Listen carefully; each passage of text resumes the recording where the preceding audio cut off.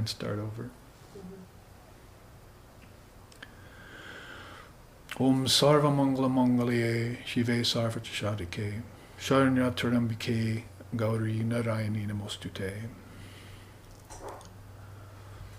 Shristi Stiti Vinashanam Shakti Bhute Sanatani Gunashrayi Gunemai Narayani Namostute Jaya Narayani Namostute Jaya Narayani Namostute Jaya Narayani Namostute.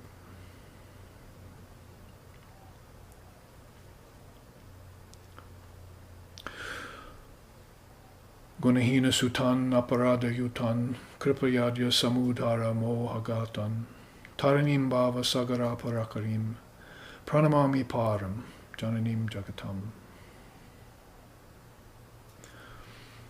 O Mother Kali, do thou this day save thy children bound in Maya's chains.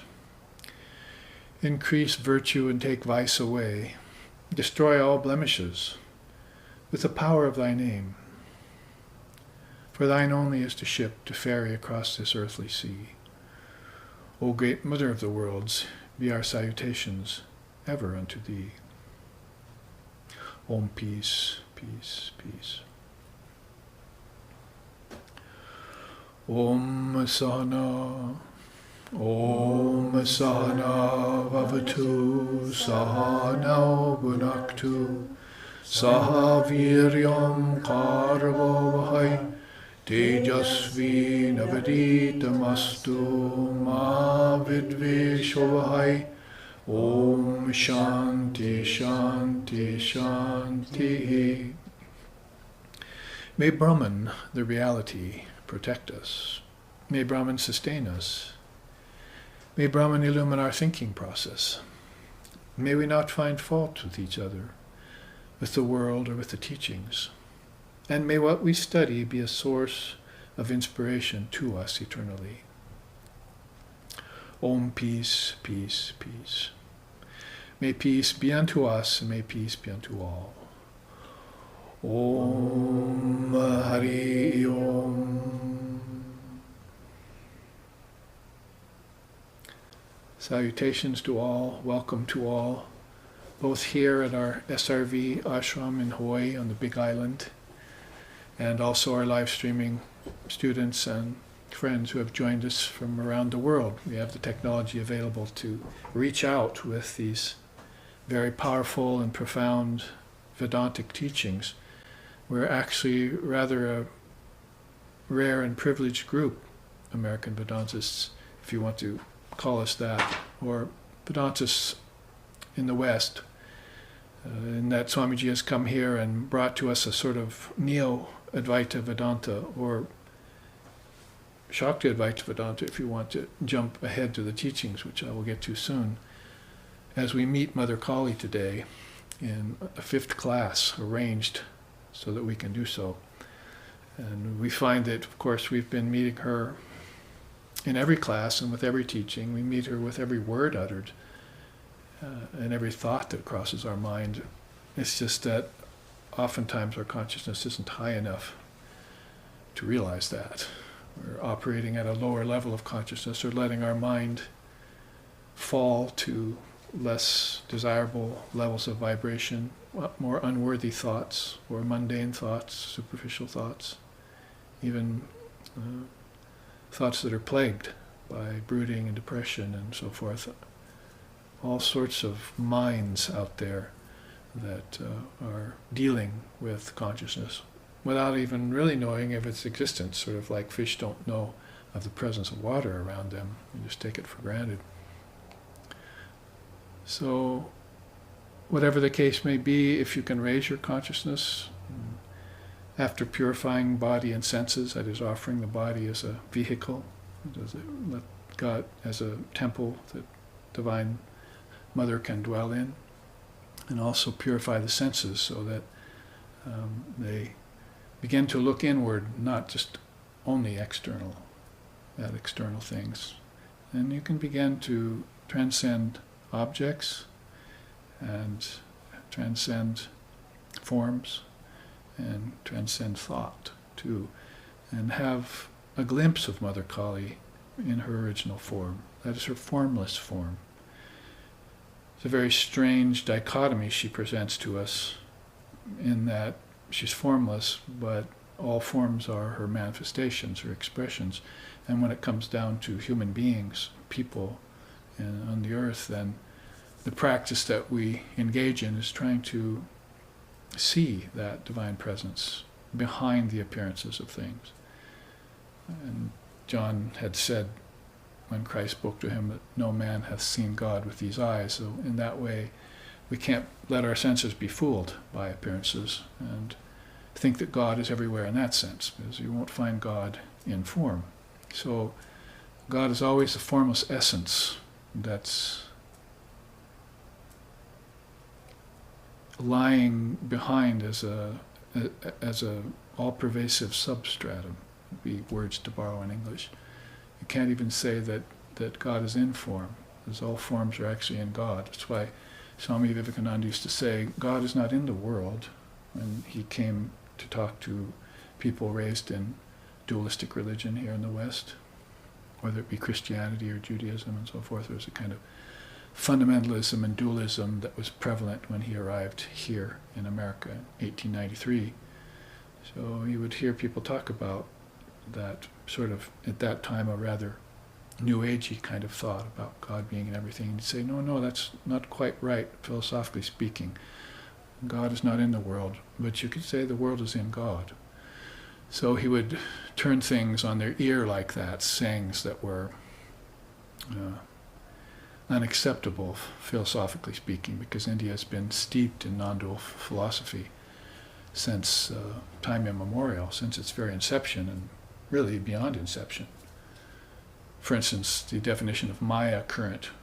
Maya is that four-letter word that usually is taken to mean illusion.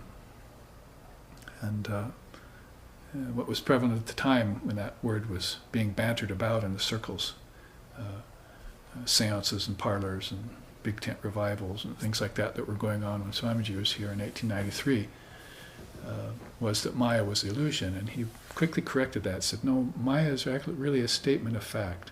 We look at one of his lectures that he gave in the mid-1800s here in the West. He actually titled it that, Maya, a Statement of Fact. So, because there would be the tendency to look at names and forms and so forth, the passage of time and the existence of space, which everyone was beginning to study in one way or another. Not like a meditator would study it, but like a person interested in worldly knowledge would study it. And not like an Eskimo would study snow conditions either, as we've been saying, but rather just sort of say, oh, it's snowing out, see, and then leave it at that, or it stopped snowing. You'd have to make a much deeper dive into consciousness to study it, to know its properties, its qualities, and its changes, and to find the unchanging behind it. So he would say, no, Maya is really not that. It's not like illusion only. It can be illusory. You can apply it like that. But the definition is a fivefold one: name, form, time, space, and causation. Causation, of course, when he spoke the word, would mean karma in India, not just what would happen when two objects come together, and how far one would get thrown, and measure it with physical metrics and so forth, but basically how your thought encountered an object, how consciousness encountered matter, and what would happen, that kind of cause and effect. So karma was then more in the mind. It wasn't just a physical study outside that you were interested in, but you'd have to try and understand what was happening to you day to day due to your thoughts yesterday. Or maybe even more importantly, if you were a deep explorer, intrepid spiritual explorer, as our founder Lexixin used to say, is what would happen when you didn't think yesterday. Like if you just left your mind blank and aware, blank but aware.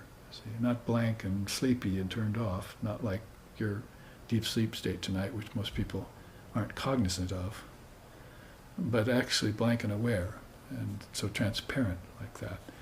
And if you spent a few days like that and then watched how your life changed in accord with that, then you'd understand the workings of karma, not just on the physical level, but on the inner levels, the levels of life force, the levels of life force meaning senses, how they perceive the world of name and form. Name and form being the two of those aspects of Maya. And then time and space, how that began to appear to you when you entered a timeless, spaceless dimension. Then what would happen to time? It's like deep sleep again. And also what happened karmically, cause and effect in your life. See? How maybe you avoided certain things that were plaguing you before, and you were more attracted to things that were beneficial to you. See? May our thoughts expand in their capacity to know Brahman. Gain benefit out of everything that acquired to you. Be able to extract the essence. Like Swamiji said, squeeze more juice out of your orange. Extract the essence from your experiences rather than just letting them pass. Because there's a bondage to experiences that people are having all the time, and they're having good and bad effects or mixed effects. Krishna speaks about that in terms of 3 kinds of karma: white karma, black karma, and black and white karma. And all of those bind. Good karma binds too. But he then talks about colorless karma. So what's that? See, leaning more toward the formless and away from cause and effect. You would study that, and therefore come to know, by coming closer to divine reality, who Mother Kali is, so you could actually meet with her on her own ground. We've been speaking about that in the last 4 classes. This is the 5th of 6 classes. I hope I'm correct in that. And next week will be the final class. And so remember last week we looked at that very welcome teaching of Prakasha Shakti. We saw how there was Avarana Shakti and Vikshepa Shakti. Those are Sanskrit words, but to explain them again, Avarana Shakti means the power to cover things. And Vikshepa Shakti means the power to distort things, make them look other than what they truly are. Now, these 2 Shaktis are happening all the time. You could say they're under the auspice of Mother Kali simply because everything is. But she's not purposely trying to distort your mind, or not purposely trying to cover things. That's your business.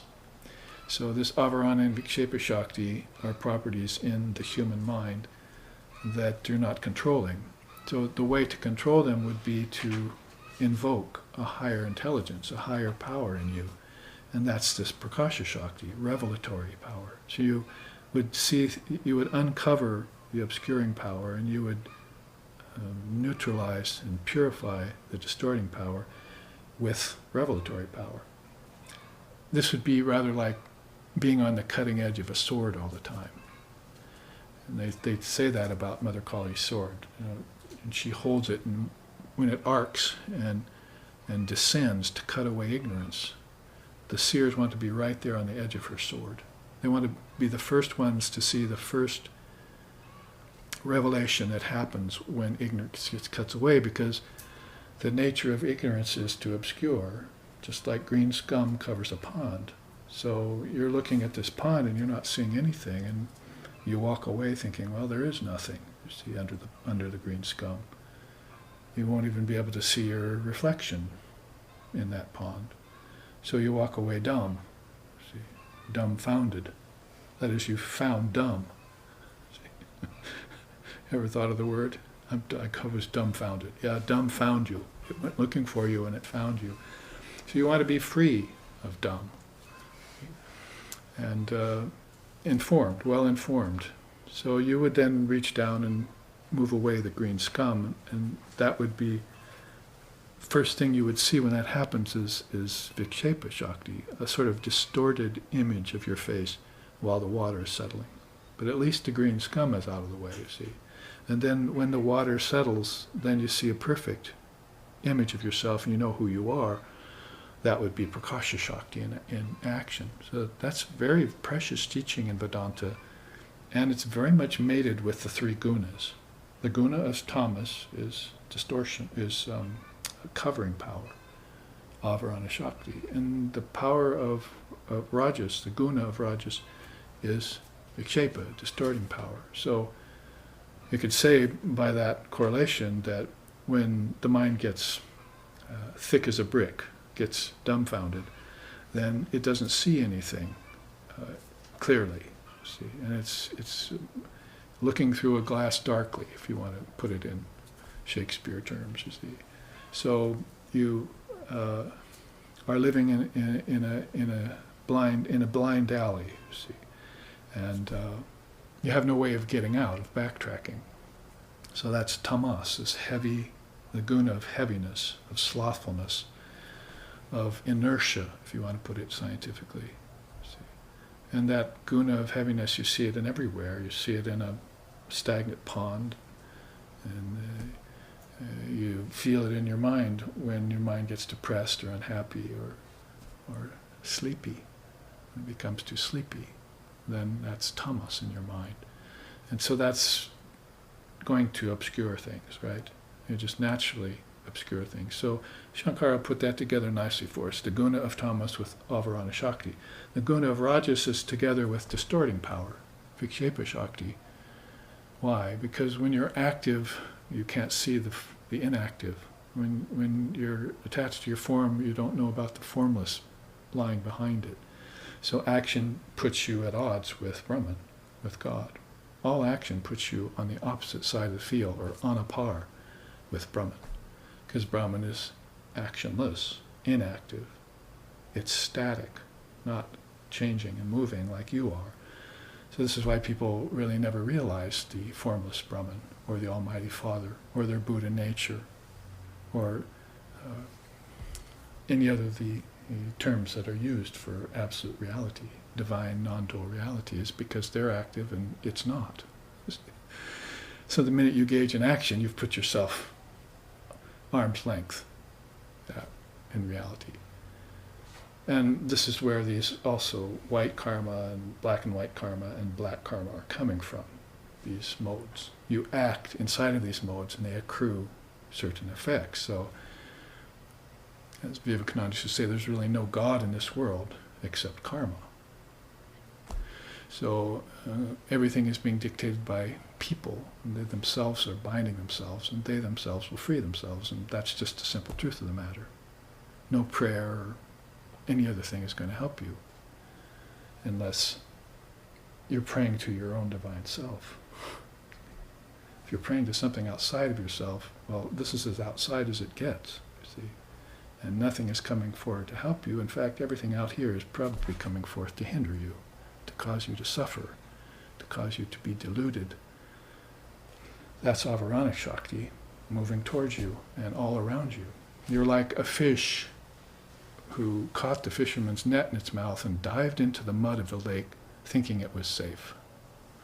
But that net is still there and will pull it out of its assumed safety, its presumed security, to the surface where death is granting its fishing ground. See? So then to mate up or to match up restlessness or frenetic activity or any kind of activity with the guna of rajas is correct. But then there's the saving grace, you see.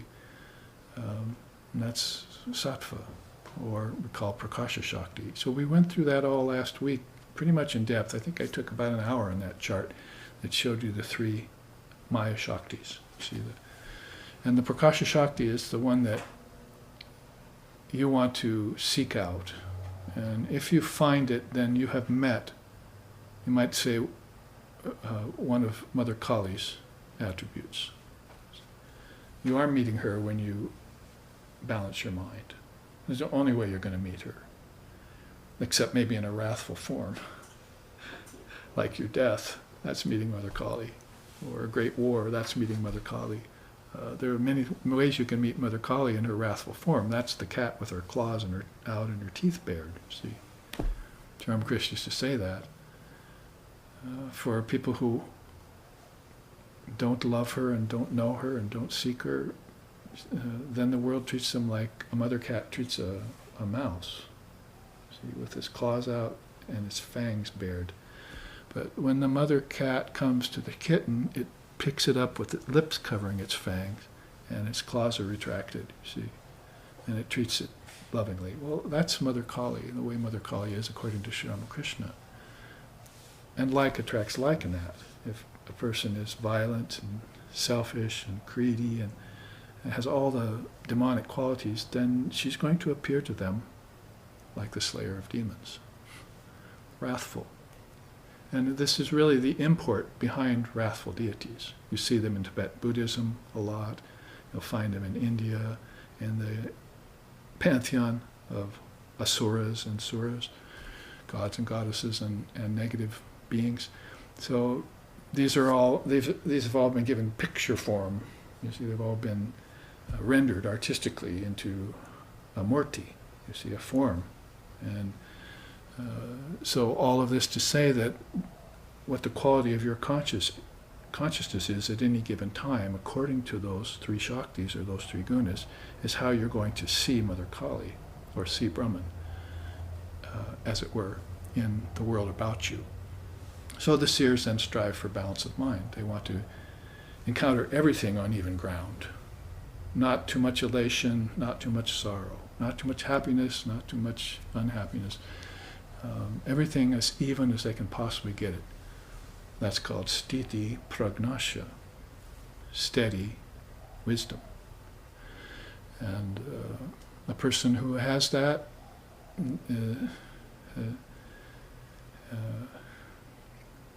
is probably not only meeting Mother Kali, but has Mother Kali operating through him or her, like Sri Ramakrishna Paramahamsa did.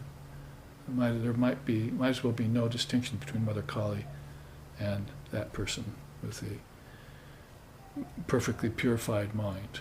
You see, this is what it brings us here to these teachings on pure senses and pure mind, some of the requisites for it. So in India, there is a path that we've heard of and assigned. I mean, because Swamiji brought the Vedantas, so we say, well, basically we're Vedantas, we're thinking in terms of Vedanta, then we find out there's a lot of yoga mixed in with that, and some Tantra devotion mixed in with that, and Samkhya is there somewhere too. You know, the Samkhya, the body, yoga, the energy, Tantra, the heart, and Vedanta, the great mind. That's how Vivekananda would put it. These four great darshanas, clear paths to enlightenment, are there that make up the whole body, the universal body of India.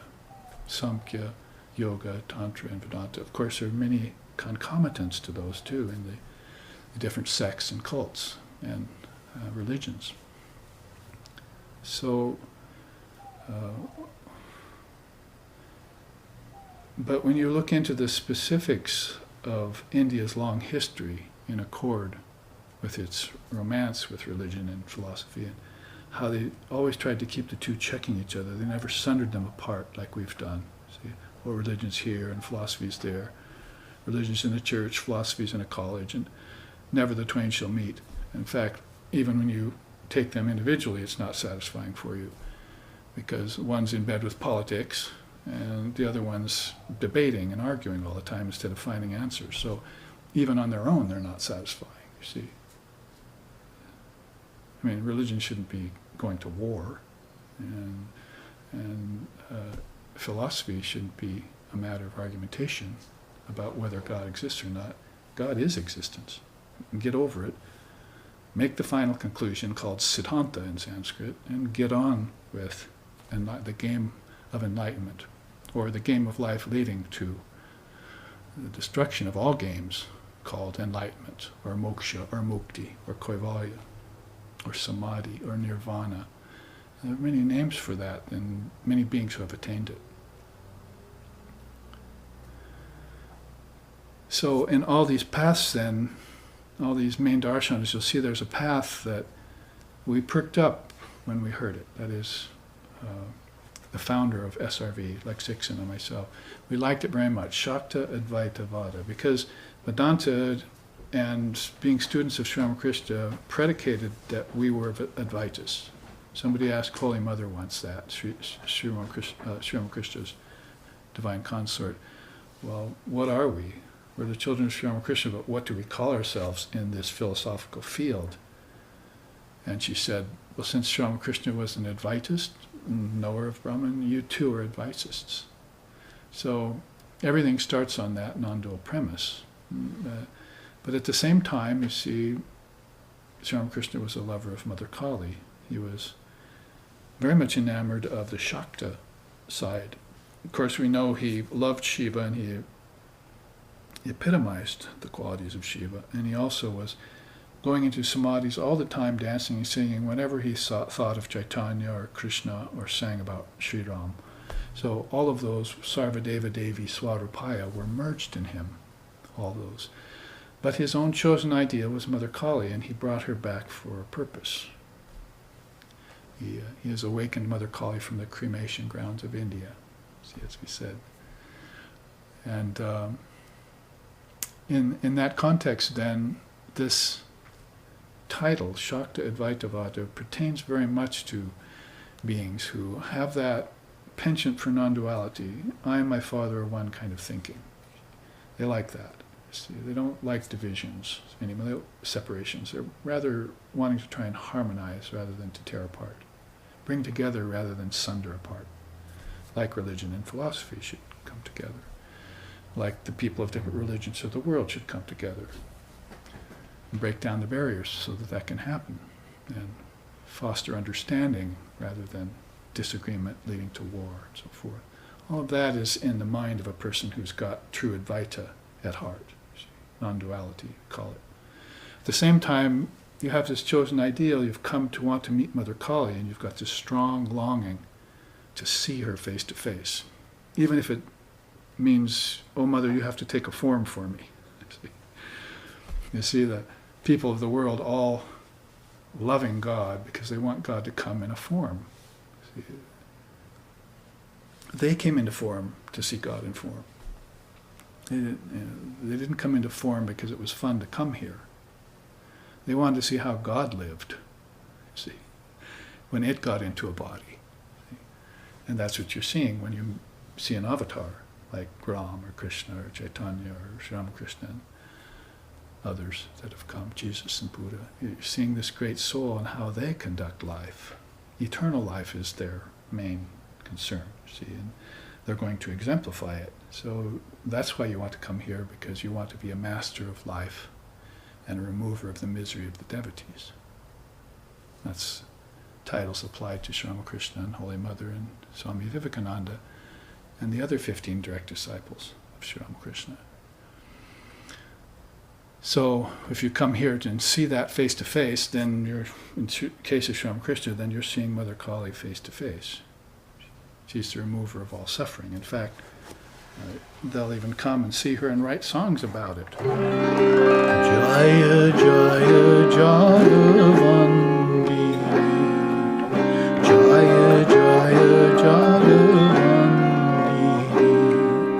Devi Dukha Harini Tarini, Devi Dukha Harini Tarini, Mahesha Hridaya Ashini, Jaya Jaya Jagavandini, Jaya Jaya Jagavandini.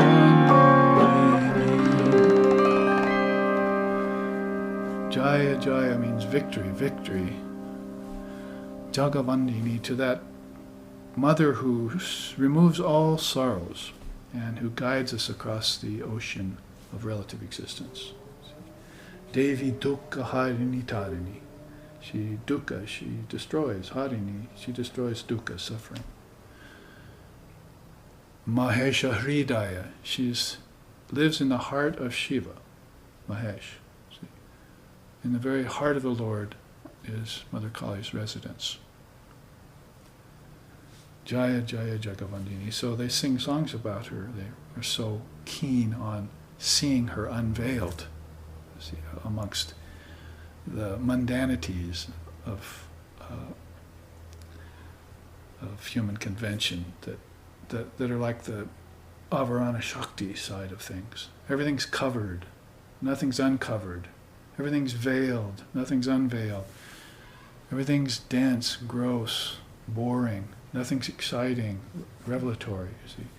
So they'll want to come into earth at that time when a great soul descends to help tear off those veils with the help of Prakasha Shakti, Mother Kali's own unveiling power, revelatory power. So if you're someone who fits that description, but you're also someone who's hankering to get back out of form into formless reality, then you probably have a path named for you and set out. Your path is set out. It's called Shakta Advaita Vada. Vada simply means a path that you walk. And I've found some 35, 40, 45 of them in India, with names, some of them too long to pronounce for most people, and what to speak of, understand. They're paths of, like Ramakrishna said, that Indian Sanatana Dharma holds every kind of path. Form, formlessness, devotional, wisdom, meditative, active. Is there in Mother India has all those paths available for you. And some of these are then very specific to certain kinds of temperaments who want to become knowers of divine reality, and who are probably already lovers of divine reality. Lovers and knowers. Brahmagyan and Prema Bhakti. Sri Ramakrishna used to say, to some beings she'll give both. Others she'll give highest wisdom, some she'll give ecstatic love, but to some beings she'll give both. So the Shakta Advaita Vada is a good example of that kind of path. People who love, but they want to know. They want those veils torn away, so they know who it is they're loving, how deep they can go with their love, and pretty soon be driven completely out of their mind with divine love. That's actually the title of a song in India. Oh Mother Kali, drive me completely out of my mind. Just the first line of that song, you see. What need have I for reason? You know, for knowledge and reason. What need have I of that? So these are beings who are wanting to know with a certainty that Divine Mother exists at the essence and the foundation of everything. So if we look then at this chart into this path of Shakta Advaita Vada, Divine Mother non-duality, we'll get very deep and definite glimpses of Mother Kali's presence. And a lot of this, again, following those certain tracks that we started 4 classes ago, if you remember, meeting Mother Kali through philosophy, meeting Mother Kali through words, the power of words, and meeting Mother Kali through music. All of this is in keeping, and in this case we're sort of combining philosophy and words. Right off the top here, non-duality is the essence of Mother Wisdom. Mahamatrika. That is matrika. I mean, matri means mother. It also means particles, matras, which through her word as scripture emanates to reveal the mystery of the universe. God with form, Ishvara, living beings, worlds, and objects, and all evolve from her. So she's the ground of existence. It's actually the line of another song by Ram Prasad. She is the ground of existence, and she is your very existence too. So, sort of like I was thinking last night in meditation, all of a sudden the words of Holy Mother came to me. Don't just seek God, see God. Why put it off to some post-mortem emancipation or some distant time when, oh, maybe I'll see her sometime in another lifetime. That's just weakness. You know, so you bring it all, pay it all forward to this eternal moment right here you're living at. See, if your mind wanders from the eternal moment, then time is passing, right? Space is changing. Names and forms are coming and going.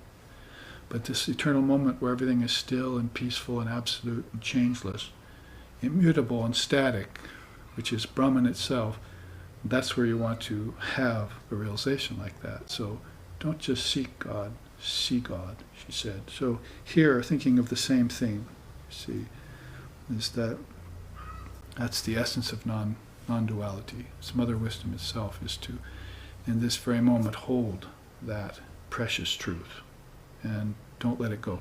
They say about that non-dual truth that it's the simplest, easiest thing to listen to, but it's the very most difficult thing to keep a hold of.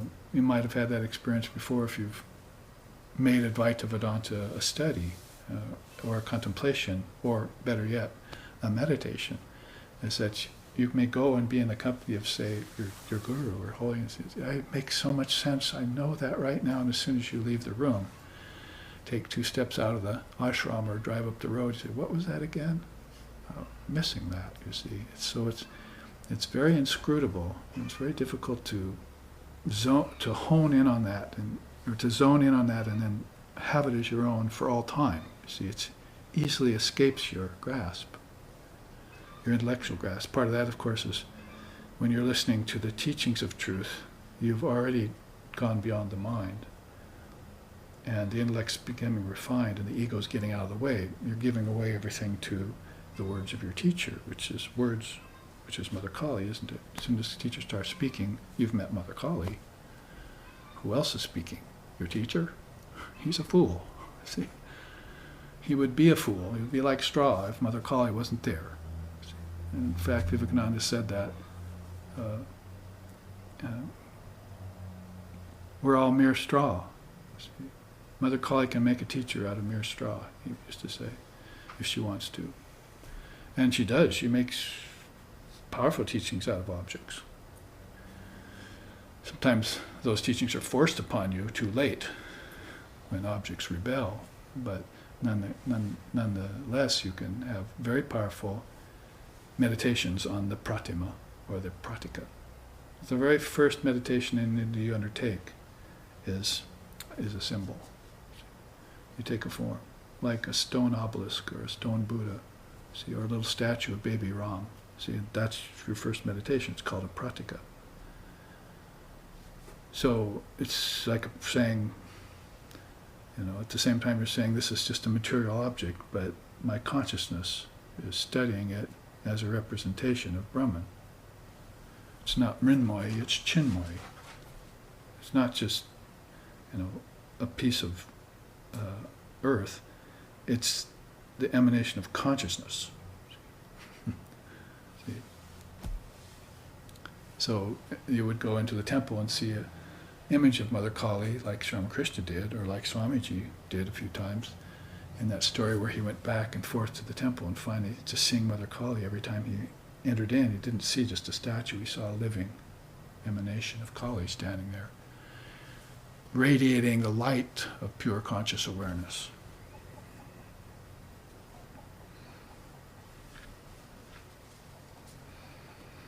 So her word as scripture emanates to reveal the mystery of the universe. Those secrets are given to you then when you put your mind in the periphery of the teacher and listen to the teachings, whether they be agama or nigama, see? Whether they be the most traditional or the most radical or untraditional. Buddhism, Lord Buddha was rather untraditional with his teachings, and people have become enlightened by listening to the Buddha and his teachings. Then there are some very traditional, straightforward paths that are given, you see, that you follow and reach a certain result through and gain enlightenment. So whatever the case may be, you have to see this is all emanating from Mother Kali. Now, Shakta Advaita, then, the mother as non-dual reality, or the non-dual reality that epitomizes Kali, Divine Mother. There you see an image of her there. What's its intention? If it's a path and it has a certain way that it wants to convince you so that you're encouraged to move along the path. A lot of people stand at the periphery of the gate opens and they're like tentative going in, right? Or maybe the gate will open and 5 gates will open. They don't know which one to go down, see. In the course of their life, they're confused about all these paths, and they can't set their foot on one of them. So they rather remain on the fence, as the metaphor says. But to make a definite move towards this path that you've selected with your discriminatory wisdom, your prakasha shakti intact, then you make a definite move. So if you moved along a Shakti Advaita path, you champion non-duality at the same time you see no difference between non-duality and this Divine Mother. See, might as well be the same thing to you.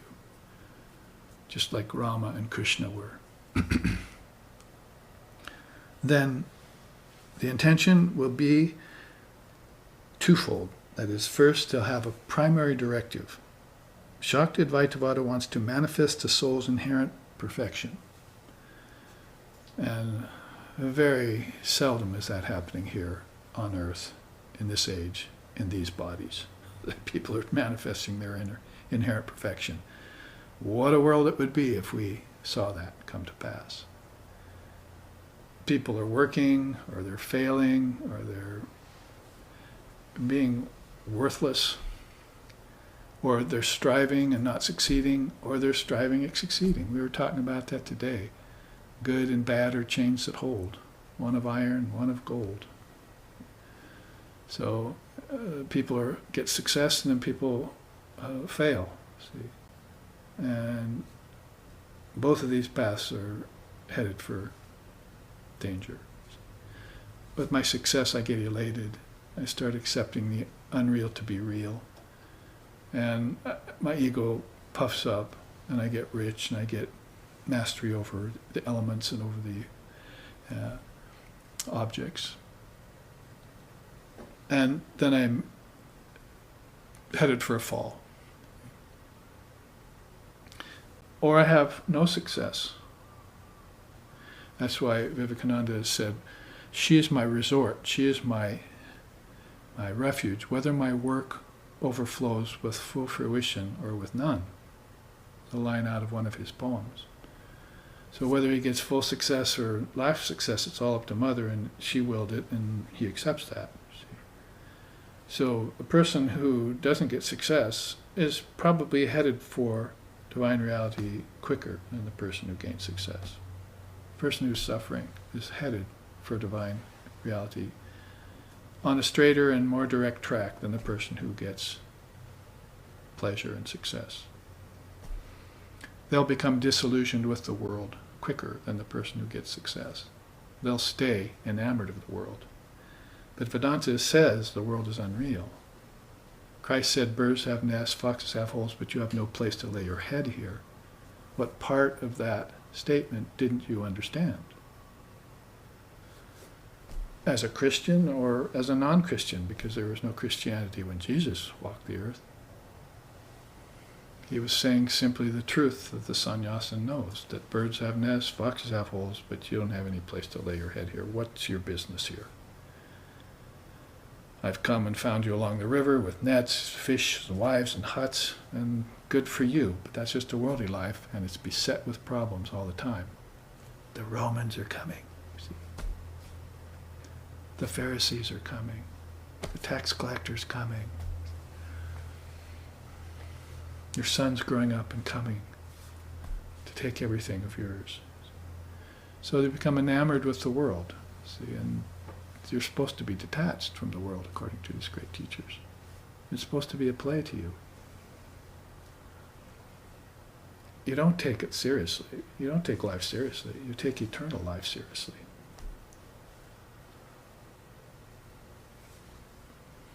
And that's exactly what no one's doing. See? They're taking life seriously, oh so seriously. So much drama, so much emotion, so much sensationalism, so much mystery mongering. But the divine reality, which is just pure and peaceful and excellent, and ideas anyone would ever want, they don't want that. They turn and run from it. So Shakti Advaita proposes a solution to this. How about we think of this as unmasking, tearing away the veils of Avarana Shakti and Vikshepa Shakti, using Prakasha Shakti to unveil your inherent perfection. Let's start there. Let's start with you're not a sinner, you're actually innately perfect. Let's start on that premise. Well, if it's not right, we'll soon find out. See? That is, in other words, if you take this standpoint that Shakti Advaita wants you to take, that Mother Kali is evincing here, and you put yourself under that auspice, then immediately all your imperfections will show up. Sri Ramakrishna used to say that about white paper. See? Oh, beautiful, clear, hold it up to light. Oh, so many black marks in it, you see. Well, that's like your mind. We call it your soul. In India, your soul is your mind. The soul is Atman. That's perfect. That's your true nature. But you're operating through your mind. Your consciousness is operating through your mind. It's not awakened to your Atman, your Buddha nature, and so forth now. It's not awakened to that. Lord Buddha was so clear about that toward the end of his life, some of the last words he said was, well, you can call me anything you want. You can think of me any way you want, but what you should know is that I'm awakened. I am awakened. So he's known as the awakened one, spiritually awakened. So his consciousness is now operating through his Buddha nature. Capital C consciousness. Everyone else's consciousness is still running itself through the mind and senses. And the result of mind and senses combining is what? Objects. You're objectifying existence. You're objectifying the eternal subject. You can't do that. It's not going to work. Therefore, my mantra sometimes is, I object to objects. They're not true. They're not real. They're a blend of thought and senses. And some energy thrown in called prana. But man does not live by food alone, by energy alone. In fact, he lives by pure spirit. You see. That's why you need to realize your true nature as consciousness. Pure conscious awareness, our founder used to say. So Shakti Advaita's directive, first directive, primary directive is that you unveil your inherent perfection. You manifest it, you express it. It's both in the Vedanta school and it's in the Shakti school. This is paramount thing for you to do. If you want a simple saying for it, Sri Ramakrishna said, a man is born to no purpose who, having been given the blessing of a human body, is unable to realize God in this lifetime. Probably about as simple as I've ever put. A little bit long-winded maybe. I'll go back and listen to this class. We're recording it now if you want to catch that again.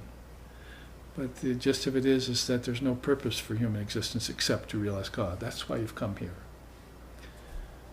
The main problem with that is that everyone's forgotten that that's why they've come here. They think they want objects and pleasure and power, and domination over other races. I mean, the whole thing just turns into Maya. And the mother of Maya stands back and says, my God, I thought I was the mother of Maya. These people are showing me things about Maya I never even knew, you see. It's like letting kids play with something that's dangerous. Turning your back for just a second and they burn the house down, you see. That's what Mother Kali is looking at the human race on this world and saying, they're going to destroy it. I gave them a plaything called the earth. Because there's one song in India that says, Mother Kali is, worlds are like balloons, and she can burst them, you see, anytime she wants. Whole worlds can blow up. Hell, what speak of worlds, suns can blow up. Suns that you could fit 100,000 Earths into the size of a sun, and that will blow up eventually. So these worlds are bursting all the time, and they're nothing to her. They're just far distant thoughts that turned into matter, just like these objects turned into matter when you were born. So back to the primary directive, dissolve it all back in. See? your inherent perfection is that all of this is within you. Now, did you bring it out in a wise way? That's where I'm headed, you see, over here. Did you bring it out in a wise way? Were you reborn in such a way that everything was predicated on consciousness or pre-conscious decisions? Well, let's look at the second directory first before we go that direction, because it's to free the soul from cycles of rebirth. Now there's a methodology, if you will, that I can accept, that I can get inspired by. I want to manifest my inherent perfection in this lifetime, and I want to free myself from further births. And that's probably about as clear as you can put it and concise as you can put it. Now, Swami Vivekananda used to say, a person with fear and a person with doubt and a person who's weak cannot follow the spiritual path. The spiritual path is not for the weak.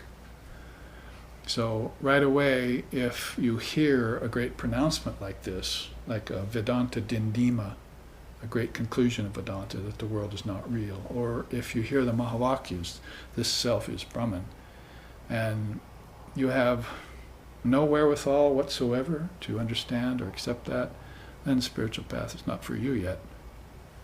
But the spiritual path is for those beings who could stand up and say, my true nature is perfect, not sinful, and I will not return to this earth again in ignorance. I will not take another body. Who said that? Lord Buddha. Now that I've seen what is here, he called it Mara, I will not build any more houses here. Christ said, we'll not build any houses on sand. So that kind of qualifies Lord Buddha's statement. Lord Buddha lived 550 years before Jesus came. So the two are mirror images of each other in many ways. They're both sannyasins, they're both free souls, they're both avatars or Buddhas, if you want to put it that way. So when Christ said, don't build your house on sand, he said, but Buddha said, I'm not going to build any more houses. Not houses made of wood, not houses made of stone. So you're transcending the three little piggies already, you see. I'll huff and I'll puff and I'll blow your house down is what Maya is telling you every time you construct a house made of wood or stone. The three little piggies, by the way, are Tamas, Rajas, and Sattva, in case you didn't catch that. Avarana, Vikshepa, and that ilk. So, I will not build houses of wood or stone, and I will not build houses of flesh and bone. It's actually nice in English because it rhymes. I will not build houses of wood or stone. I will not build houses of flesh and bone. So it means he's not going to take another human body. So he has a choice. Otherwise he wouldn't be saying this. At the time of his nirvana, of course, I'm one that believes that his nirvana was a show for others. He was already perfect when he entered the body. Aren't we saying that about even ourselves? That we're also perfect when we enter the body? Isn't Shakti Advaita telling us that? But we're going to have to prove that to ourselves by manifesting it. Because too many of us are coming here and failing. There were 5 or 6 words that occurred to my mind just like that. Screw up would be one of them, and worse. But we're just coming here and failing. See, we're not manifesting our inherent perfection at all. We're ending up in wars or in bars. Ignoble pastimes we're engaging in. We're failing completely to help others. So, spiritual soul must be selfless. Selflessness is one of the signs of a spiritual being. Not selfishness, that's the other direction. Going toward the 3 little piggies and the big bad wolf when you talk about that. So, this inherent divinity and my freedom from cycles of rebirth. It's there as the 2 directives there. So in accord with the second one, and with the time remaining in this first half, let's look at the secondary directive in terms of this chart here. We'll come back to this and finish it. But I'm going to segue you then into this chart, which I've called the palette of conscious future lives, because thinking about it not only through the Tibetan Book of the Dead and through my Tibetan teachers, Zhanggang Khantrul Rinpoche and Karmapa, and Kala Rinpoche too, I began to think in my mind about the ability that people have or need to have in order to fashion their future lifetime. Now, no doubt there'll be people who will say, I'm not coming back again, so it's not an issue. And these are past masters or people who are already pretty much decided, you see. It means they can decide. They have the ability to decide this. But there's another kind of being who wants to come back free of the trammels of Maya, through the vagaries and vicissitudes of the world and so forth, as much as possible. So they're going to paint, you see, a palette for themselves. Some people do it when they're still in the body. And they've already chosen their next birth, they say, and their next body and their next parents. It's just a matter of time passing. That is, this vehicle's worn out, so I'm about to give it up. And they have no fear of this. Say, I'm passing. It's a good day to die, or whatever, however you want to say that. Whether you're American Indian or Eastern Indian, it's a good day to die, you see. That's what I said last week. Dalai Lama said that to me once. We Tibetans look forward to the day of our death. So that kind of freedom from the body and form is there, you see. It's not just, oh, I'm looking forward to my death because I didn't have a very good life and I want free. If you didn't have a very good life and so forth, you probably still have karmas that are going to bring you back. But that's not the case with these souls. These souls are born free because they were never born. They're the lions of Vedanta, not the African lions.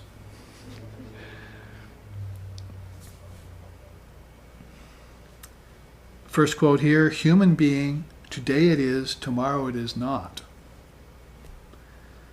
No one will accompany a person after death. Only actions, good and bad, follow even after death. The result of karma is inevitable, but karma's effects can be counteracted greatly by japa and austerities. You probably all know what japa is, right? That's, of course, the repetition of the mantra, the divine names that you've been given in sacred ceremony by your mantri guru. The mantra guru is the one who gives you the mantra.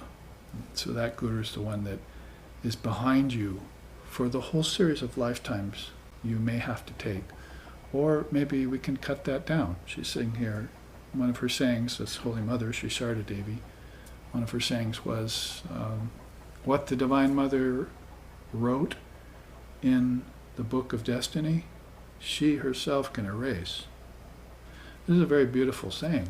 Mostly it says, what is written in the Book of Destiny, that's it. Karma is predicated. You're going to have to suffer it or enjoy it or whatever the case is.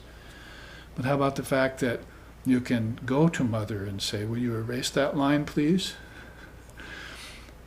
And free me, you see. So, pahimam. Pahimam is a simple two-word mantra. Save me, save us. Oh, mama, is the ego. See?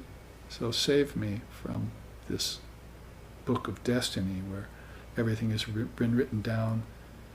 Sri Ramakrishna used to talk about this bridge that he saw in Calcutta that was a chain bridge. See, back, probably the Hooghly Bridge way back in the early days where it was just suspension bridge, right? And there were hundreds and hundreds of chains hanging down from the two supports, cables, you see. And elephants and carriages and thousands of people were going across that bridge every day. And the weight of all that and the movement would snap a few chains. See? So you'd look up and say, well, I wonder if that's still going to hold. But then you'd look at all the chains that were still connected, and just, a very small percentage of them had actually snapped and were hanging down. So, it should be all right, I can cross. I'll take my elephant and I'll just cross. I'll be fine. So what Sri Ramakrishna is saying is that these chains that are holding this bridge up are holding up your life of ignorance. You want those chains to snap and you want that bridge to fall down. So he's giving you a teaching from the opposite side. He used to say in spiritual life the key turns the opposite direction. you think in the opposite way. That's why if he saw drunkards on the street, he'd get out of the carriage and dance with them. He didn't know that, they didn't know that he was drunk on bliss, Ananda. He didn't need ordinary intoxicants to get high, you see. He was always high. But if he got out of the street and danced with them, and they would think he was his companion, you see, and then maybe he could convince them better that they could do better, that they could have a bliss that was unalloyed and uninterrupted and not based upon physical substances and substance abuse. So those kinds of stories are in the tradition to relate to us some of these truths. And so the being who is free of those chains, has snapped those chains. There's a beautiful song called Khandana Bhava Bandhana in our tradition, O snapper of this world's chains, referring to Sri Ramakrishna. Swami Vivekananda saw that he snapped the chains of souls who came to him and freed them in that life. So these people are all freed in that life. Some of them might be making plans to come back. You have basically three choices. You can be reborn in ignorance. You can be reborn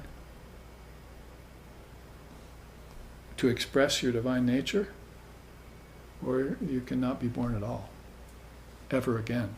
I will build no more houses anymore. See, basically your three choices here. Karma predicates the first, freedom from karma predicates the second, and colorless karma predicates the third. That is, you never had karma in the first place when you entered in to the body if you were a past master. Like I was saying, Buddha didn't come here to get nirvana. He came to show that his nature was nirvana, and yours is too. And 2,000, 2,500 years later, that's probably one of the main reasons why Sri Ramakrishna came in the 1800s, to show that samadhi is really our true nature, not something we want to try and attain in the future. Don't just seek God, see God, right? So these beings are living in that, in our very time, maybe right next to us, in our teacher. So what are the barriers that are up to keep us from dedicating ourselves to that attainment of all-pervasive consciousness here and now? Well, you might want to set things up then. So let's look at this chart quickly. There are some different palettes there, I might say facets of the mind, that you would choose for a lifetime, for a conscious lifetime. Remember, Tibetan Buddhism is thinking in this way. They're telling you that people, when they got outside of the body, they went to different bardos and different worlds, different rainbow lands and so forth. And from there they could look at their past actions. If they had to come back again, they could choose their parents. I mean, we've heard some of these teachings now that are being circulated in the West since Swami Vivekananda arrived in 1893. He was the harbinger of this wisdom. And then all of those who followed, due to the door that he opened, are beginning to leak this information called Dharma, this high information into the collective consciousness of people of this day and age. And we must sit up and take notice, and then we must act on it. So some of these are there, you see.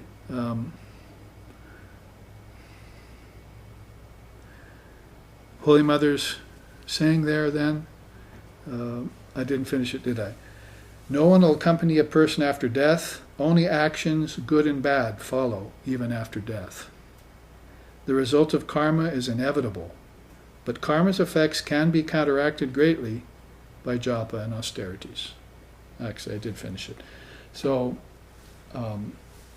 karma's effects can be counteracted. So there we want to find out what these austerities are, and do our japa day to day, repeat the Lord's name, think of divine reality with form and beyond form.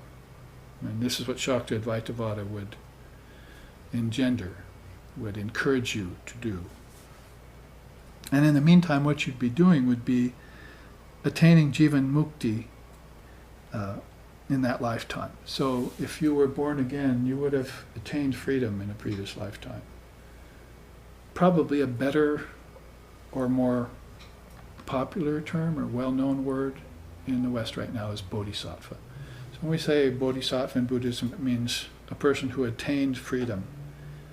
There are 10 levels of bodhisattvahood, remember, in 10 lands of pure lands they're called. I have a chart on that, of course.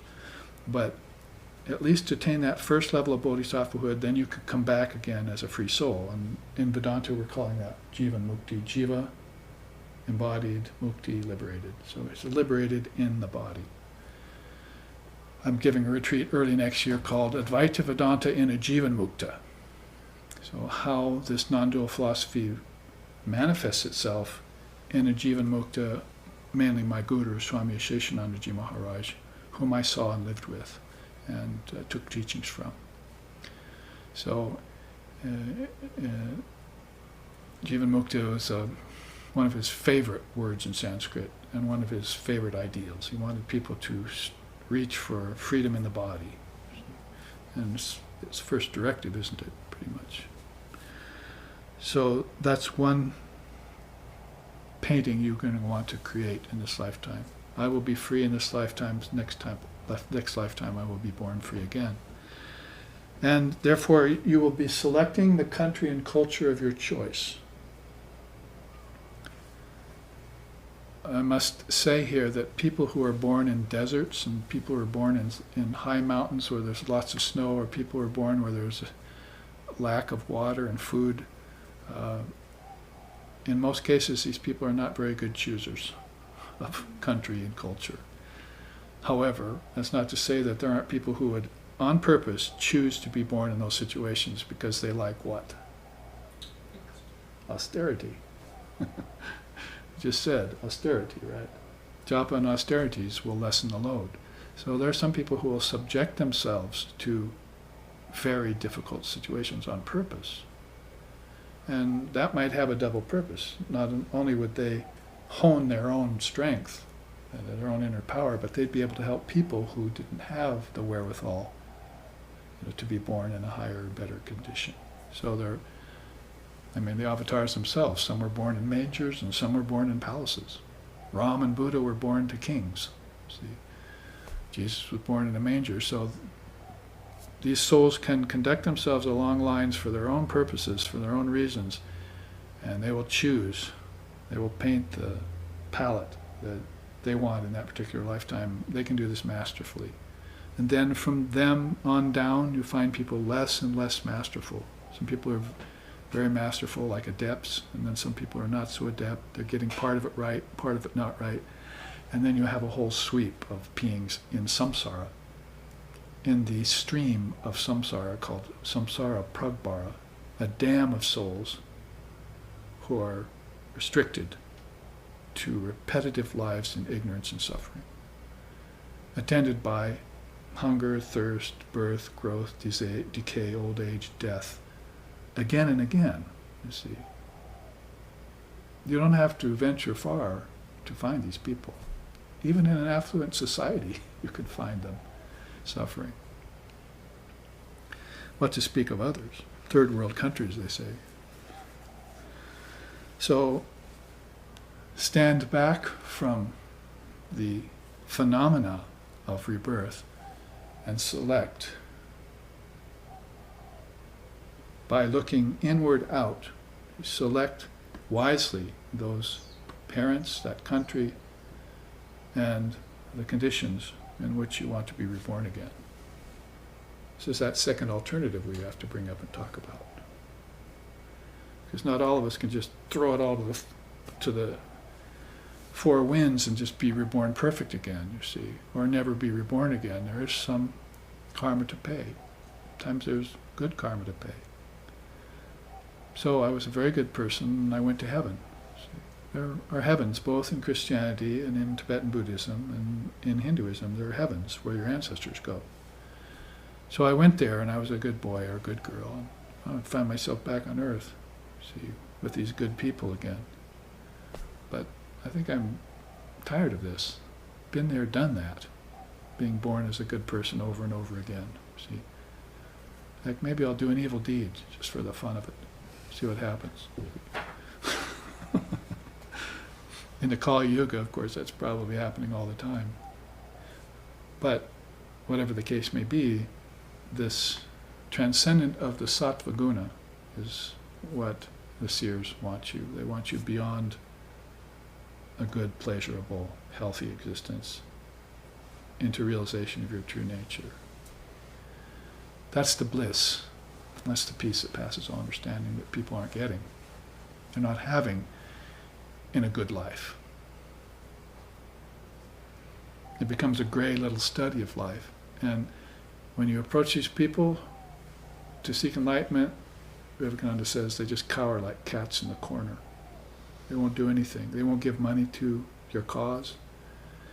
They won't participate. They won't learn the Dharma. They'll just stay in their own moral, ethical, intellectual frame of reference, and they won't move out of it. And they might as well be in samsara too. Another thing you can do is assume gender and physical body. Pick the gender you want. You could even be transgender in a sense. You could say you're just born in a male or female body, but you're not thinking of yourself as a male or a female at all. The problem most of the time nowadays is that people are identifying so heavily with either male or female, or they're confused about which one they are. And this misses the point entirely. The point is what? The soul, the Atman, has no gender. The body has gender. And the mind has a memory of gender. Yeah, I think I want to be a different gender this time. You see, so it's all flip-flopping back and forth between dualities. So many souls will just be born here without thinking themselves to be a male or a female. Swamiji himself was like that. He said, I never really thought of myself as a male or a female. See, I was just a human being. I mean, you could assume them both if you want. Look at the Hindu gods and goddesses. Sometimes you can't tell if Shiva's a male or a female, or if Mother Kali's a male or a female. So there are better ways to deal with gender. So this is one of them. See, and probably you would master this palette, paint this picture perfectly as a master artist, like a Rembrandt or something, if you had detached from gender and physical body in the first place. It was just an assumption. Notice the word, assumption. It's an add-on, you see, to something you already are. And in fact, everything is like that. Objects, houses, homes, wives, husbands, children are add-ons to what you already are. You have to think in terms of accretion and amelioration. That's what the Atman has two favorite words that start with A, usually. Accretion and amelioration. That is, you accretion, everything's an add-on to what you already are. You're already that, and you're just adding on the best parts of yourself. And amelioration means you're doing it for the highest good of all other people around you. All other beings are your own self and your own soul, so by doing what's best for you, you're helping them. And by helping them, you're doing what's best for you. It works both ways. So, does it sound like Advaita to you? A lot of what I'm saying? This is Shakta Advaita. Mother Kali's got her finger in that in a big way. So this is what gets her excited, if she gets excited at all. Did you say non-duality? Did you say Advaita? You talking about the ancient rishis? Or are you talking about the Kali Yuga? See? I don't want to go to war anymore. I want the peace that passes all understanding. And I want all beings to have it. You call her a wrathful goddess, or a goddess that's black and horrific and, you see, benign. But she's not benign, she's beneficent. And she's magnificent, she's beautiful. There's an aspect of her that will go to cremation grounds. There's an aspect of her that's gentle. There's an aspect of her that will hold a sword, and there's an aspect of her that will hold a cup. And this is what you find out about her when you study her iconography. See? And she sometimes assumes many arms and many forms. She can appear as Tara, all compassion, So all of this is the art of Mother Kali. And you want to become the artist that excels in her university, she calls spirituality.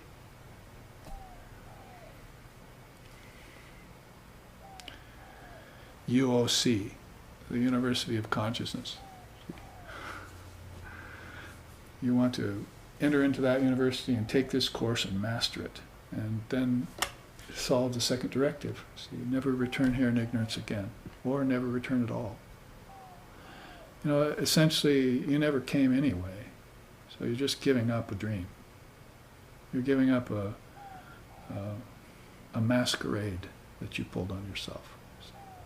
You were always the soul. You never moved away from the soul. When you took on a body, it just seemed like that. It was your dream. When you gave up the body, you just returned to yourself and realized that I never moved. That's why Gaudapada says, a man running a race in a dream never goes anywhere, does he? His dream seemed real. He felt winded in his dream. He got thirsty and drank water in a dream. He won a trophy in a dream. If his dreams are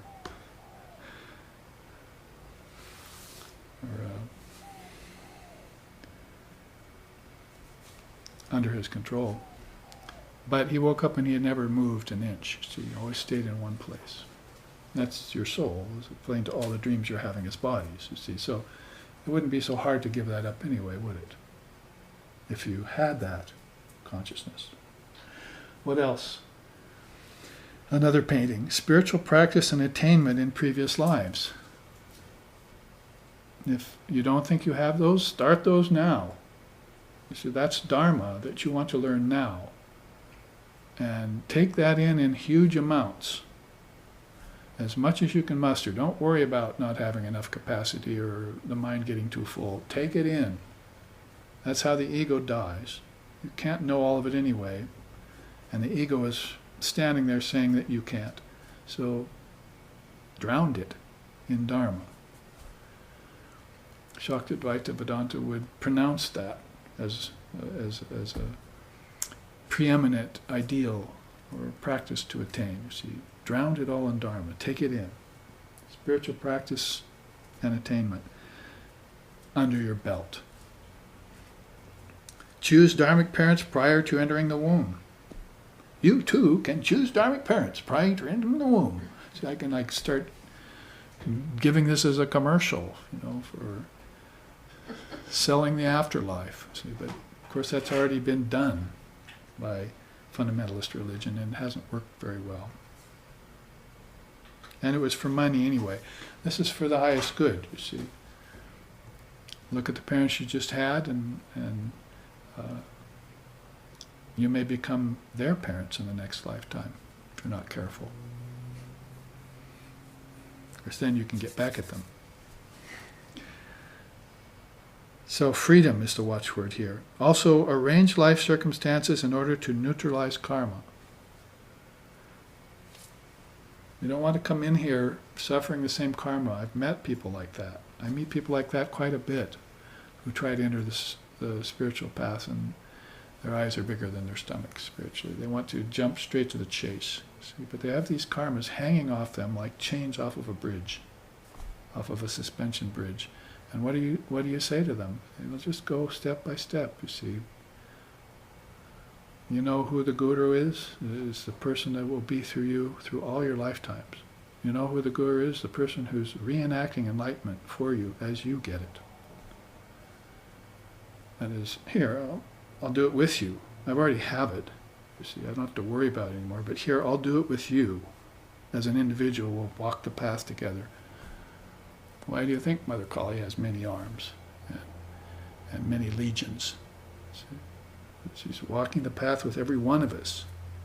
And we're saying, why can't I meet Mother Kali? And she's like guiding us along, you see.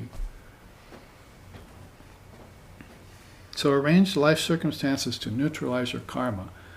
And she'll help you with that. But you have to make a decision about it. Some people like to suffer. Vivekananda made that strange statement once. Oh, you have to understand about this world that most people are born to suffer. They like to suffer. So you can't talk them out of it. And pleasure is a kind of suffering. And you can't talk people out of their pleasures, right?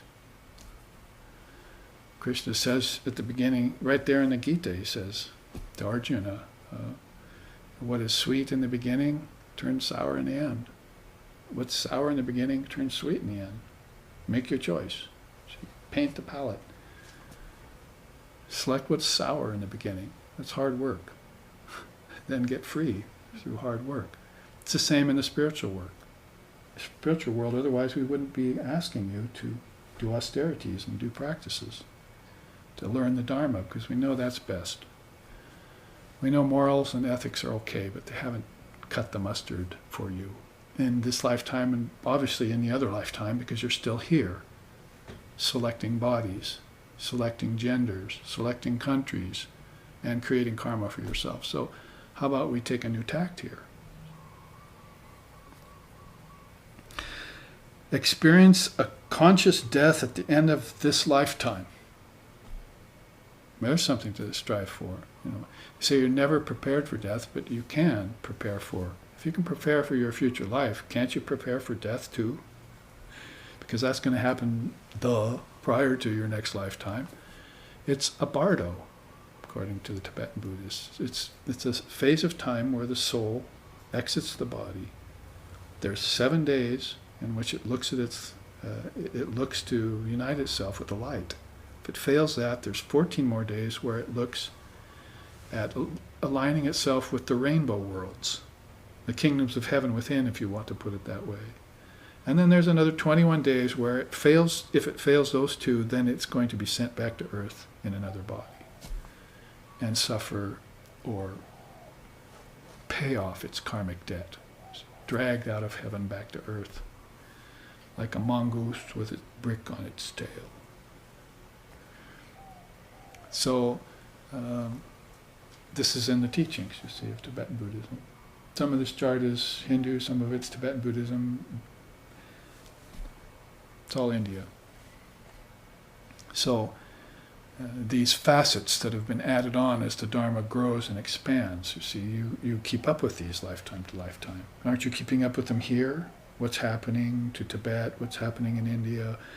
What's happening to my guru? What's happening in the spiritual organizations? What's happening in the cutting edge of spiritual practice? You have to keep up with that. You see, this is the snow conditions you want to study, like an Eskimo, so that you can be on the cutting edge. And it applies to next lifetime. See, if you learn it in this lifetime, then you'll come back more able next lifetime to see Mother Kali as quickly as you can. Open your eyes in the crib and see her. Hear the sound of Om. Know that what's important, most important in this lifetime, is if Maya, the darkness, cannot encroach upon a sun, you see, which is all light. Isn't it true? There's no darkness around a sun. It's far distant. So you must be like a sun. S-U-N and S-O-N. Son of the Mother, see, and also that radiant light. Setting up the manifestation of one's work and mission in life. You see, there are many examples of people who have done that, spiritually speaking. I mean, not just the great souls who came here to help us, but there are many, many other souls too who come here and become leaders of spiritual organizations or teachers, Dharma teachers, even beings not associated with organized religion who come and help the multitudes. So this is setting up your life mission. All of these things are not only possible for you to do, desirable for you to do, but they can be done, but you have to set it up in this lifetime. You're going to have to get rid of the darkness by practice so that you know that you have these choices, and then make the choices. It's all part of walking the spiritual path incrementally. Remember 2 classes ago we talked about Kundalini. One of the signs of Kundalini awakening you is a newborn power, a sense of a newborn power. You feel like nothing can ever get you down again. That's Vivekananda walking around. That's our founder Lex Hixon walking around on 2 legs. Undaunting. She just Nothing could get that soul down. It feels like it can do anything, even in the body, see, which is so limited. The body is just limited, the whole scope of your consciousness. That's why name and form are two aspects of Maya, because form has congealed consciousness and trapped it inside of a container, see. But these souls even feel like they can burst the bounds of that container any time. And they do it in meditation too. So you can do it, you see, before your death, or at the time of your death. The Tibetan book actually says that. It'd be better for you if you learned the Dharma before death, but at the time of death, you can learn it from your teacher. Your teacher can guide you at the time of death into the next bardo. The Tibetan book actually teaches that, Book of the Dead. Let's take these last two and take a break. Sincere compassion to help all beings gain spiritual emancipation. So you have that as a primary directive. It goes in correlation with this, doesn't it? To free the soul from sound rounds of rebirth means the soul, everyone, you see, is the soul. There's only one soul here. If I get free, it'll open up a little gate for others to come. Just like Sri Ramakrishna lifted the curtain of Maya, like Atlas. You see, and now 6 million people are coming through the gate to enlightenment now. Right? In this world, today. So that's how many followers are there. So then you must have that open-minded universal attitude about bringing all beings to enlightenment. Sarva Mukti. See? And finally, non-dual perspective that transforms all appearances into reality. There's your Shakta, there's your Advaita part of the Shakta Advaita. See? Your mindset should be that all of this is divine reality. And whenever you can't manage that, you have to inspect why I've lost that. See? It's a practice. Why can't I see this as divine? So Vivekananda used to speak that way. It's the business of every Vedantist and every follower of God to ask themselves, why can't I see this as divine today? And they have to check themselves out every day with that. Some days they'll be cruising, not for a bruising either.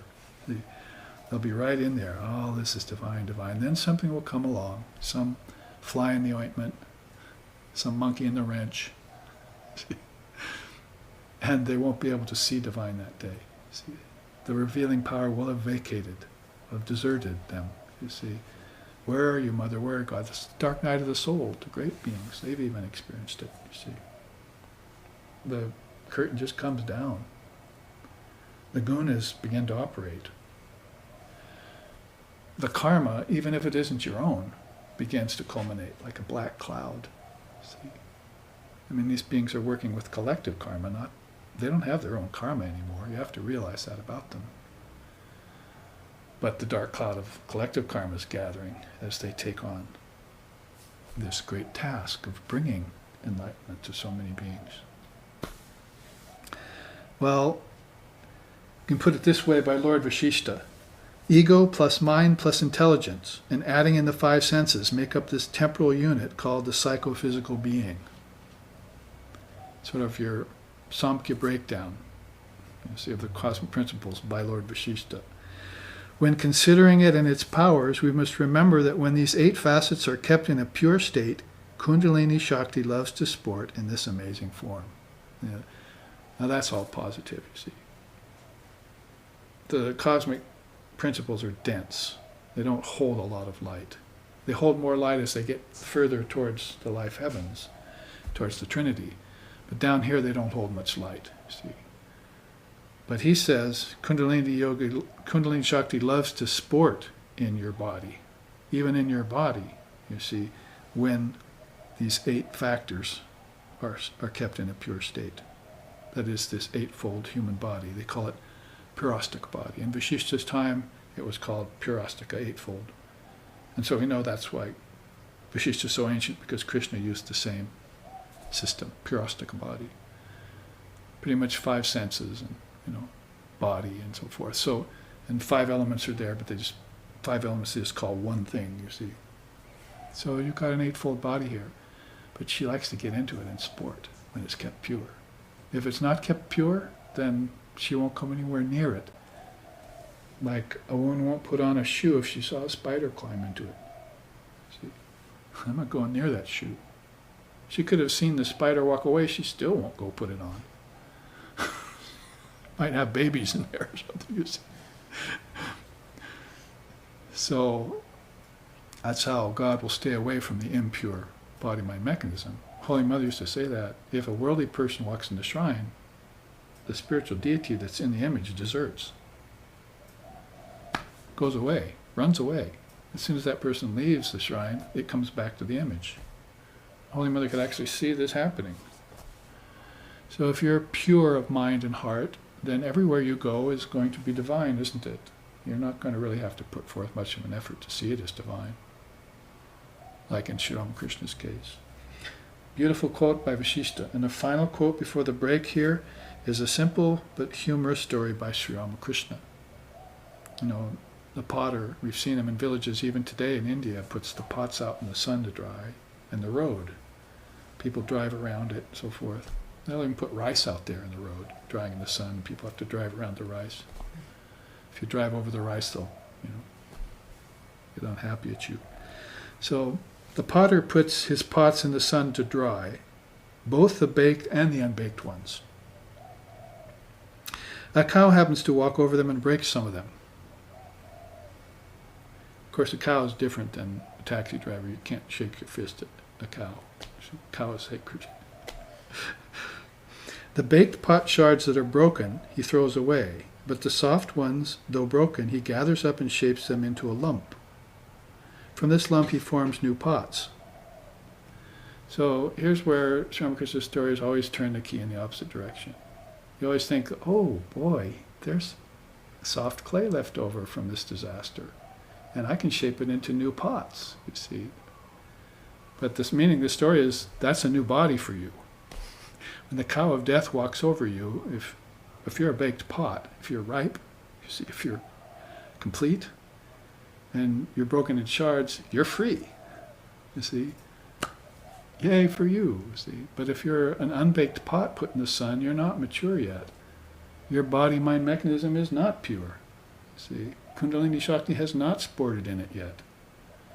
And so death will gather you up again, the soft pots that got squashed by the cow's hooves, and just shape you into another form, a new pot.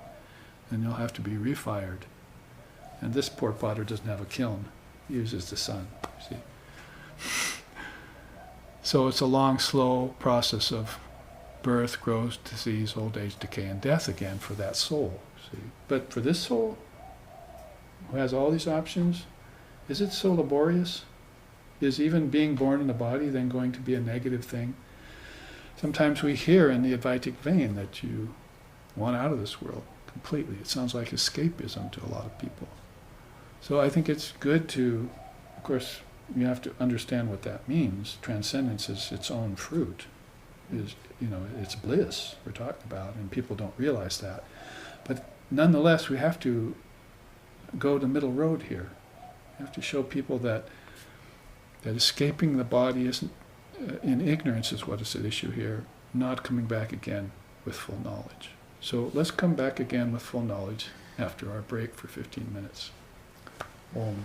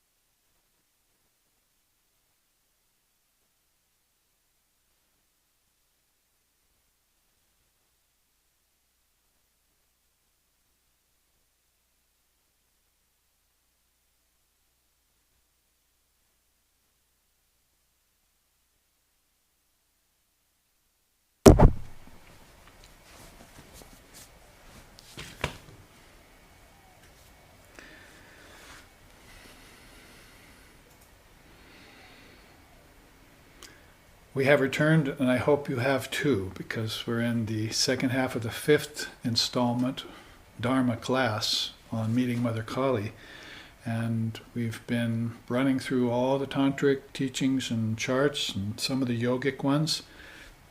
One of the ones we've picked up here is this Shakta Advaita Vada, which is this wonderful title for that devotee who combines non-duality with Divine Mother worship. Probably the easiest way to put it in English. Divine Mother, of course, being a sort of a special path that not only was brought in a very big way by Sri Ramakrishna Paramahamsa in 1800s to this world, but Swami Vivekananda also was speaking in terms of Mother Kali being my especial thing. And when he was a child, he really had never heard of her, and then meeting the master at Dakaneshwar Kali Temple, he began to hear about her and see how enamored the master was of her, and how he went into ecstasy contemplating her and meditating on her, and how she pretty much just took him over. And as I said last week, turned his body into a set of sticks tied together with strings. It was just, he became a puppet of Mother Kali and gave his entire self to her. And they say that's what gave Sri Ramakrishna his great success, that he was able to bring the Dharma of this age, Sarva Dharma Swarupine, all the gods and goddesses of India together in one manifestation, and bring out this hidden facet of Divine Mother who is always behind the scenes. In any religion, where do you see Mother? Very slight or scarce mention of her, and certainly no teachings coming from her in other religions. You get a mention maybe, but the teachings are rare. But we find out in India that she has her own scriptures and her own following, and then finally that had to break its boundaries, and with Swami Vivekananda's Hanuman-like leap. If you remember, Hanuman jumped the ocean so to get to Ceylon. So Vivekananda did that in this day and age from India to America and other countries, and brought this Dharma out of hiding, and with it had to bring Mother, who is the mother of all Dharmas, as well, and pronounce her. It's interesting that when he was in America, and he went on the lecture tour after he got well known from his appearance at Parliament of Religions, that he never spoke about his guru at all. He always just spoke the Dharma. And so they began to wonder who his guru was and asked him about it. And he said, basically he pretty much kept the mindset that he didn't want to speak about Ramakrishna, that those people who were really interested would find him on their own, but he didn't want to bring Ramakrishna into the scene of American public, because that quickens the demise of these great souls, like Jesus and Buddha and others. When they become popularized, it happens to every great being. It also happens to every religion. Krishna says that in the Gita. From age to age, this Dharma declines, and I have to come back and resurrect it. Christ's teaching would be, I have not come to destroy the words of the prophets, but to resurrect them. So each soul takes that into account and has to bring back the teachings of the Divine Mother when they come current. And quite often it's done amidst a masculine-oriented society. And although Mother Wisdom in India is seen as a feminine quality, wisdom is a feminine quality, gentle incursion into the realms of ignorance, removing ignorance with reason and with higher awareness and so forth. So anyway, welcome back to that realm of Mother Kali and her Dharma. And we're pretty much pointing a finger right at it when we study a chart like this. And we looked at the two directives on this chart, and the second one we took apart and unwrapped in the case of these palettes for future lives that we want to paint. I think that's been understood, and let's finish this chart then on my right. And there is a result to following this Shakta Advaita Vada path. That is the result they want to see. These Advaita, Divine Mother teachers, want to awaken Kundalini to reveal the Atman via pure mind. So if Mother Kundalini is concentrated on, it's probably I could hardly find any difference between the word Kali and Kundalini. Basically, this is the essential mother, and the essential mother path has its own teaching about the 7 chakras, or 6 if you really are more specific, arriving at the Sahasrara, but it has to be all awakened from the Muladhara. This consciousness has to be awakened. Yes, it's a bit symbolic and a bit metaphoric, but it's also very actual. That is, in the words of Sri Ramakrishna, he felt his consciousness rising as if it were coming up the spine. And this spine we're talking about is not just a physical spine. People make that mistake, is that the chakras are somehow in the physical spine. They just have associations there. We describe the ascent inward by these outward chakras. And when this power is coiled up at the base of the spine, then when we say that it gets uncoiled and release the serpent so that it can rise, we're talking about purifying our mind, basically. And of course, food, body, senses, and energy all precede the mind. That is, if you go from inside out, mind is first, then with prana, then senses, body, and food. Elements, 5 elements. Food is made of 5 elements, basically. So you're looking at an outward scheme or an inward scheme, evolution and involution. And food has this potential power of awakening in it. I was actually just writing about this last night in a book called Footfalls of the Indian Rishis, which I'm putting out, and talking about how everything is contained in food. Everything lives by food here, and there's a subtle Kundalini power in food that when you eat it consciously, it gets awakened and turns into Mukhya Prana. Mukhya Prana will then turn into Prana, and Prana will turn into Psychic Prana. And you raise that up by doing your spiritual disciplines. Otherwise it stays and you just stay a happy, healthy little human being. You live a good life, that's it. You never know what happened or why you had a good life.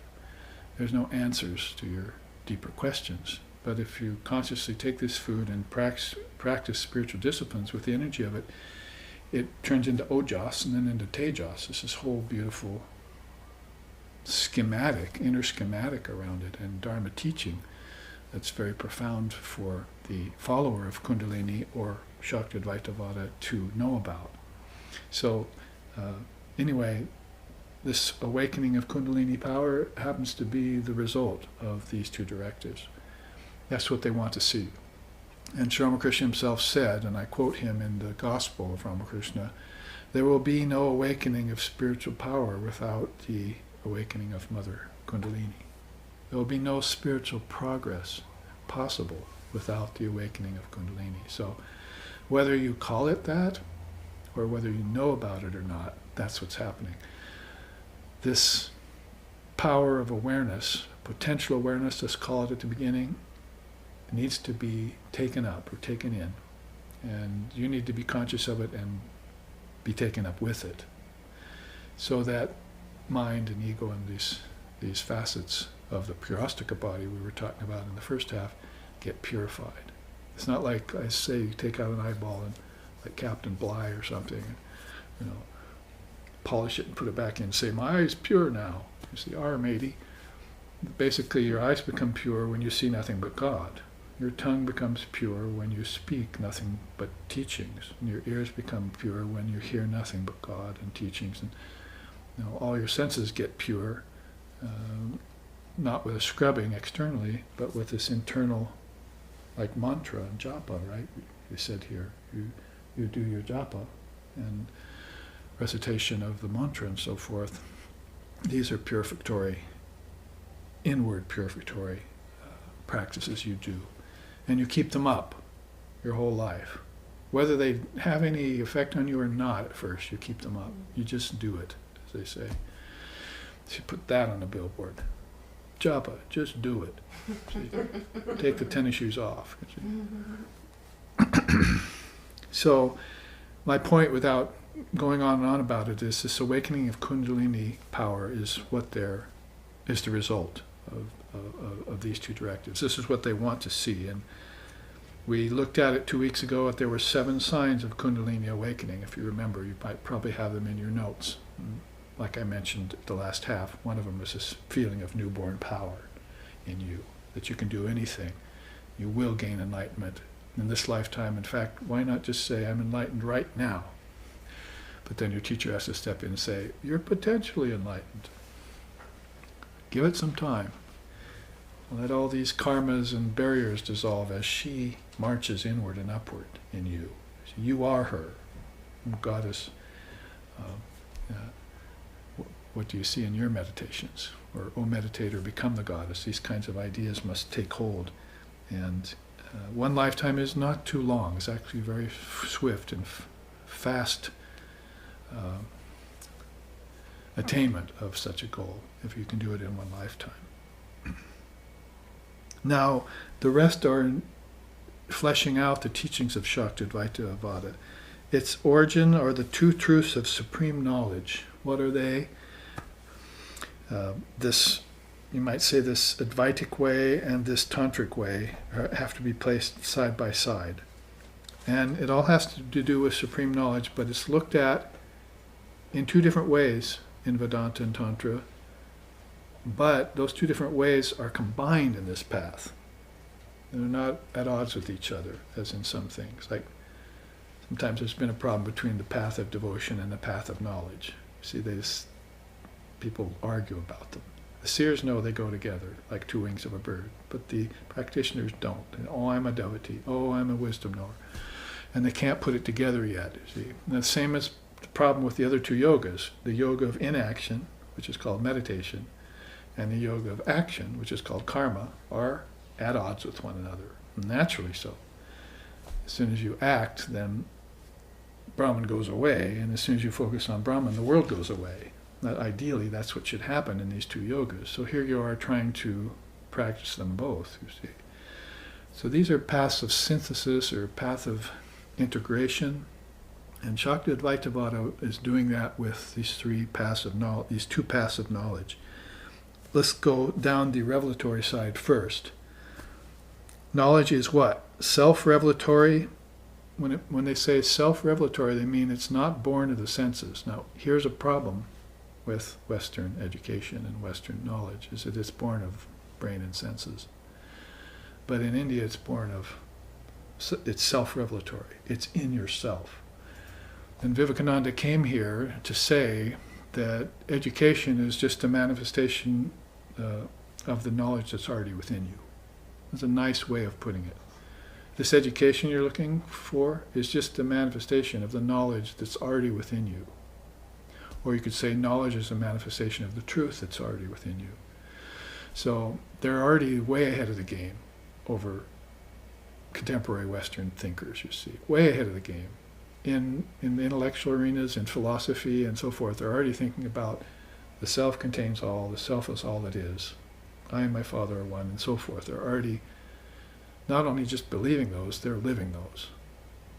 And so that kind of comprehensive thinking has already been instigated. It's already been implemented into the mind of a person who, for instance, has this kind of abilities. So, self-revelatory, it's a very good teaching. It's not sense-born. You can't you have parents here consciously, right? And you get in with a mission that you already know about. Now, take that and put it in contrast to what we think here. We're born, we're nothing. We don't have a soul, we don't come from anywhere, not that we know of. And we're the combination of a sperm and an ovum and a sex act by male and female parents. And then we're a fetus, and then we're a body, and then we grow, and our senses develop, and our brain develops, and we die. And in all of that, the knowledge, where does that happen? Not till the very end. As if the senses gave you knowledge, right? Oh, I see, now I know that. I'm hearing, now I know that. I'm touching, now I know that thing. See, but it's all, at best, intellectual frame of knowledge, and more likely, if the intellect doesn't really get involved, it's less desirable levels of knowledge. It's mixed knowledge. It's impure knowledge. It's false knowledge. like the world is real, this is my oyster. That's false knowledge to the realized souls. They don't think that way. Christ didn't say, birds and foxes have nests and homes, and you have a place to lay your head here too. You're like a bird and a fox. He did not say that, because they don't have this intelligence developed, you see, in them. But you have the ability to develop it. And if you do, then you'll realize that knowledge is self-revelatory. Again, I don't want to go on and on about it. To some people it's obvious, but to most people it's really not. They're really thinking of knowledge as being a part of their sensual experiences. They get knowledge from the senses. And that's why India calls tasting, touching, hearing, seeing, smelling senses of knowledge. These are senses of gross knowledge, of external knowledge. But in India, there's 5 other senses. They're called subtle senses. These are what you use in a dream to see, taste, touch, hear, and smell. But your body is shut down, your gross senses are shut down, but you're experiencing something in a dream with 5 subtle senses. Not much different than death, really. It's just in death you cut the silver cord and you're not pinioned to the body anymore. So now you're free, you see, floating in an inner world, in the kingdoms of heaven within. Your ancestors are there, and wrathful deities are there, and gods and goddesses are there, and you're seeing lands, and you're smelling things, and tasting things, and touching things with 5 subtle senses, you see, just like you did in dream. So your dreamscape really is a whole nother set of worlds. Where else would the kingdoms of heaven be, if not in your dream state? You don't walk up into the sky. See? I mean, even if you had a vision of Jesus walking into the sky, he'd have to look back at you and say, I'm really walking inward, though it appears I'm walking outward. I'm not going up into the physical ether, I'm going in to the knowledge ether, to the ancestor ether, to the kingdoms of heaven, which I declare again to you is within, not outside. So all of this is about knowledge being self-revelatory. If you meditate that and consider it, then you're a candidate for Shakti Advaita path. Now you change not only your directives you change, but you change your whole way of thinking and viewing, right? You're a different animal now, you're a different character. You think differently than the rest. And you've gone against the grain.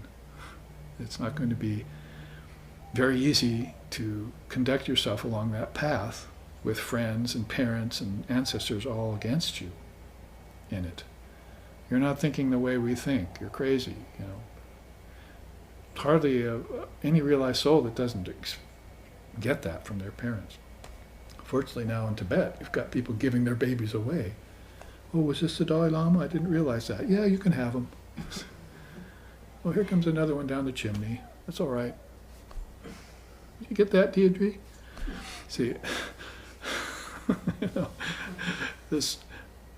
they know that this is a great soul there, and it was just born to them, gifted to them, and now they can pass it on to this great soul. But for us, even if the thing is going to cause us hell and pain the rest of our life, this child, this devil child, we still cling to it, you see.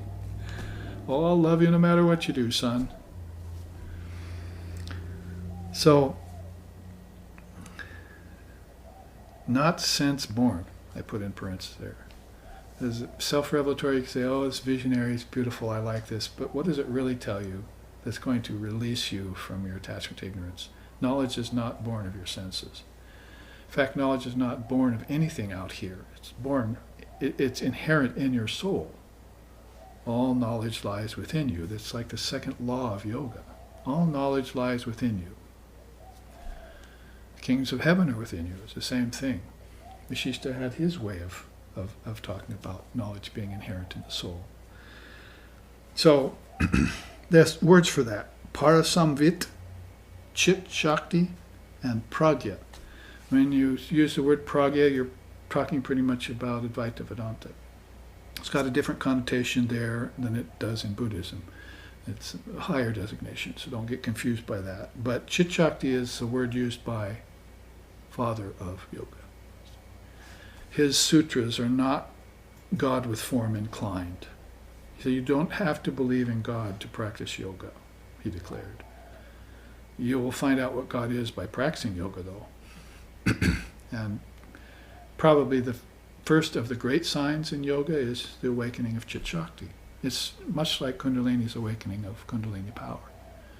But in yoga, it happens late in the game. I suppose you could say Kundalini power suggesting itself to you also happens rather late in the game, because you have to transcend the heavens of the ancestors to get to the heart chakra before you begin to realize who's got a hold of you.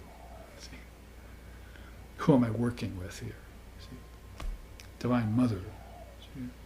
I'm meeting Mother Kali, or I've already met her, and I'm getting glimpses of her, but I'm not quite sure what she's doing with me, because you've still got centers of disorientation. They say very disorienting for consciousness to rise here. It's very easy to get off balance here. There's nothing to hang on to. It's very transcendent, it's visionary and beyond. So there are symbolic ways of speaking about these different centers, but overall, self-revelatory, that's what knowledge is. Knowledge with a capital K, you'd say, or wisdom would be a nice word to use. This is the Vedantic, Advaitic way of saying it. Let's look what Tantra says about it. Its nature, knowledge, is divine dynamism.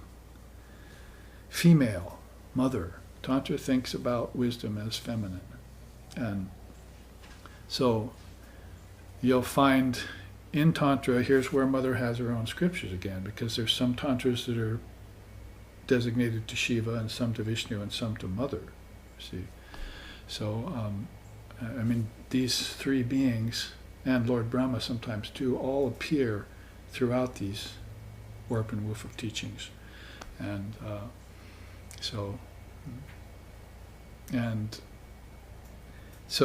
you'll find out that this Divine Mother reality is full of dynamism. Shakti is all about dynamic aspect of God, and Shiva, or Paramashiva, or Brahman, is all about the static aspect of God. So active, inactive, manifestation, non-manifestation and manifestation, formless and form.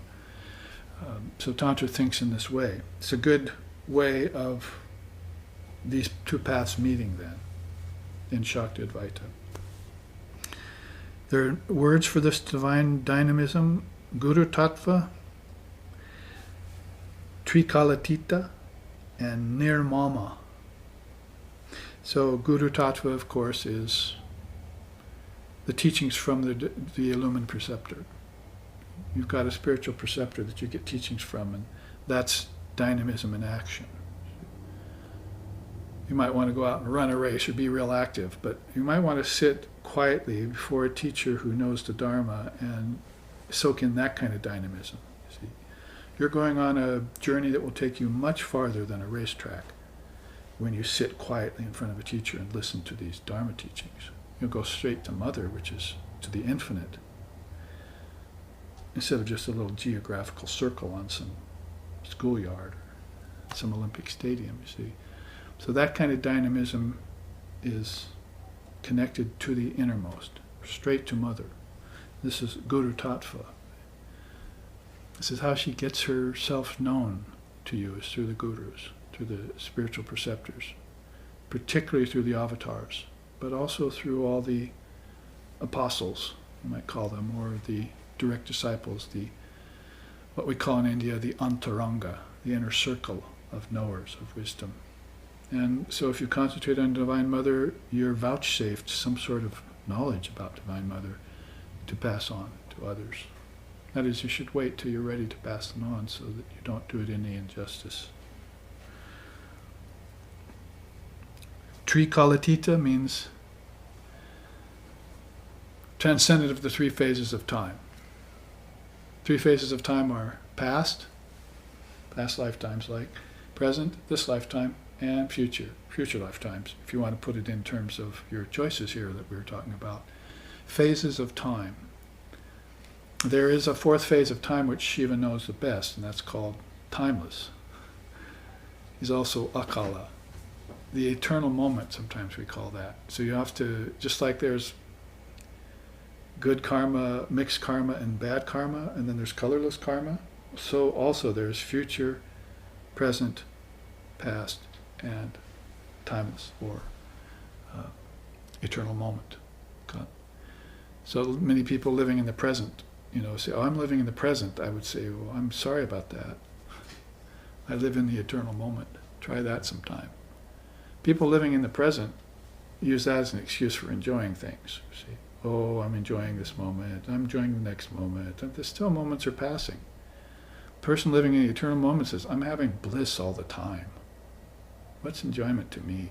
See, I eat, but I'm eating in the eternal moment. I do things, I have pleasures, I have pain, but I'm still living in the eternal moment. They're fixed in Mother Kali, who is the mother of time. And so their minds have, Kundalini-wise, have risen to higher centers, and they want to camp out there now, you see. They want to become rich with all the possessions and all the treasures of Divine Mother Realm. That's from heart on up. I want to become infinitely wealthy with all of that. I want Mother herself to give it to me, see. And I renounce all this, third chakra down. From the ancestors all the way down to the veriest worm, I renounce those forms. Because my true nature is one with Brahman. When Christ had that realization and came out of the wilderness, I am the light of the worlds. I and my Father are one. Those are Advaitic statements. He didn't come out and say, oh, pray to your Father in heaven. He didn't do that anymore. I'm the light of the worlds. Ye who should follow me, take up your cross and follow me, and you'll hate this life and you'll come to love divine life, he said. And so this isn't just some Indian teaching, that some far-flung transcendental kind of teaching, that it's Christianity too. It's in Christ's original teachings. And we're Christians here. We also happen to be devotees of Divine Mother and Advaitas, like Jesus was. Sure, he could speak to the fallen and the lowly. So could the avatars of India. They're called Patita Pavana. They come for the fallen and the lowly, because the fallen and the lowly can't help themselves. They've gotten themselves into a blind alley, and they don't have choices anymore. Conscious choices in life they don't have. And this is speaking conscious choices in inner life, right? Outer life is reflected there.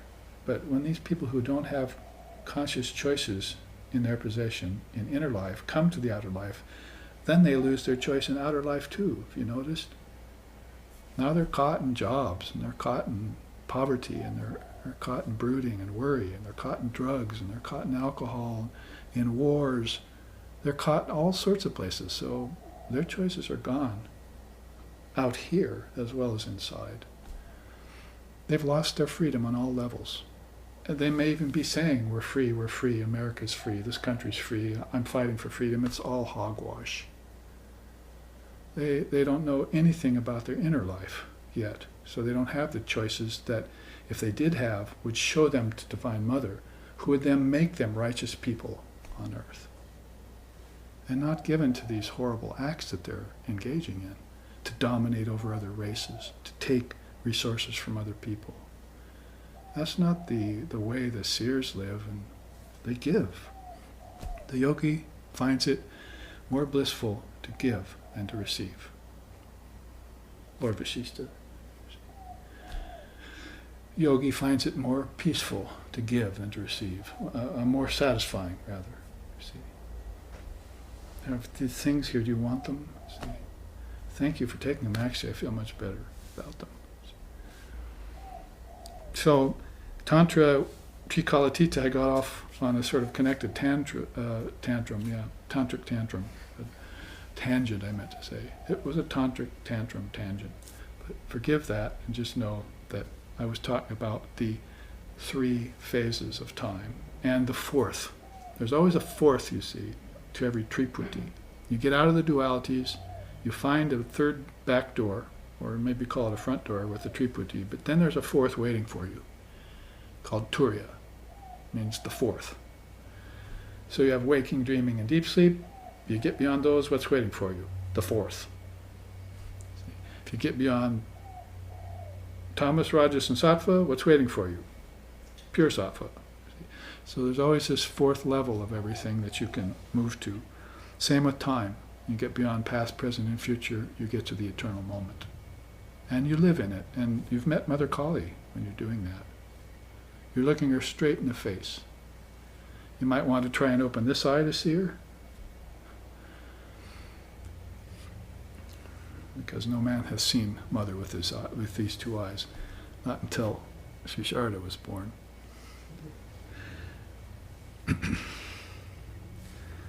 Now, the last word there is nirmama, free of mama. Doesn't mean free of my mother, although you probably want to get free of some mothers, if you're born to, but means free of my I, me, and mine, free of the ego. Near, that prefix, nirvana, nirbijam, whatever it is that you put that prefix in front of means extinction. So you've rendered the ego extinct. So now I'm just Mother's child. Shakale Tomari Icha, that beautiful song Sri Ramakrishna loved to sing.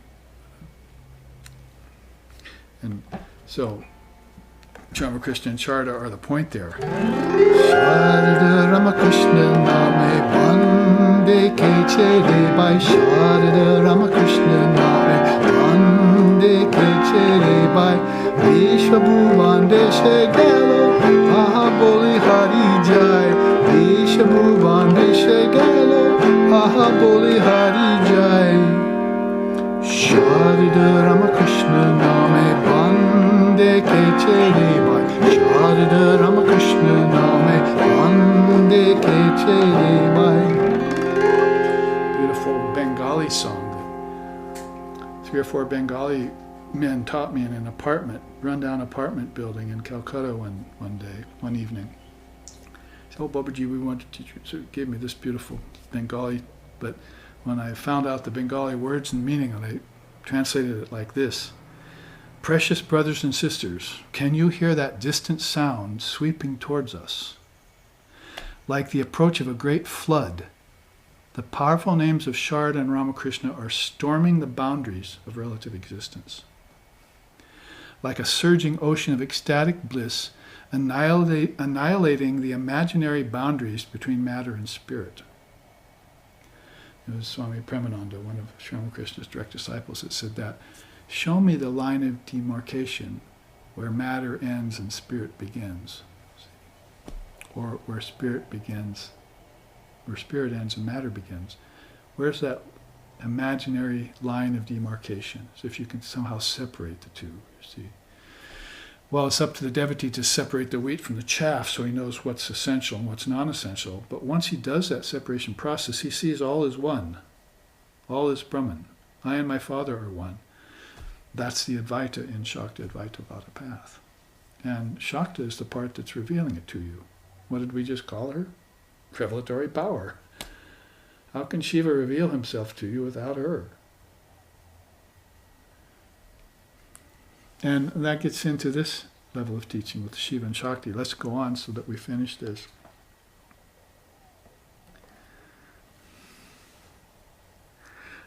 But before we do, I want to read to you the English of this last verse of this song. Can you sense the sweet spiritual wind of their pervasive presence? Why not raise your sail to catch it?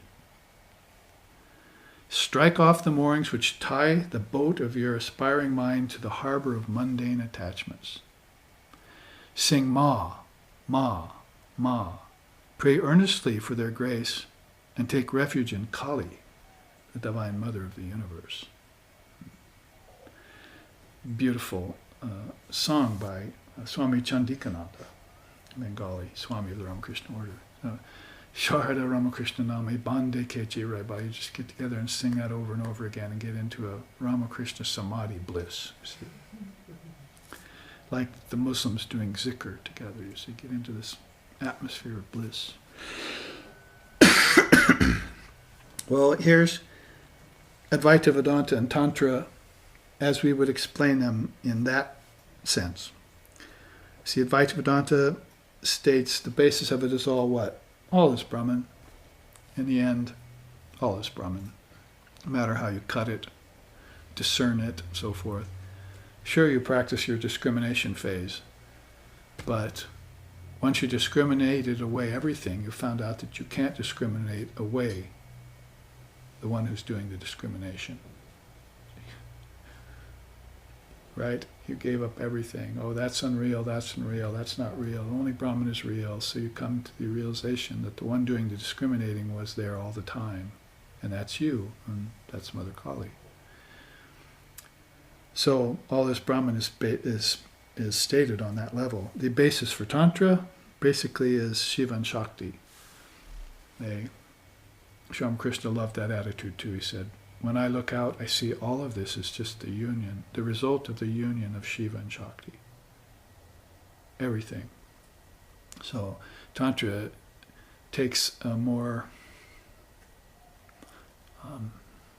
generous and view, and allows for more room in its scope for realization. But all this Brahman shouldn't leave any doubt as to what Advaita means. I and my Father are one. There are only certain people who could understand Christ saying, I and my Father are one, and they weren't in the majority, but nonetheless, everyone vibrates to it when they hear it. Even if it's just, well, I can aspire for that. I'm not there yet. Better even yet, I'm not a sinner actually. I've been taught wrong. I'm one with the Father. That's the same here in Tantra. I'm one with my mother.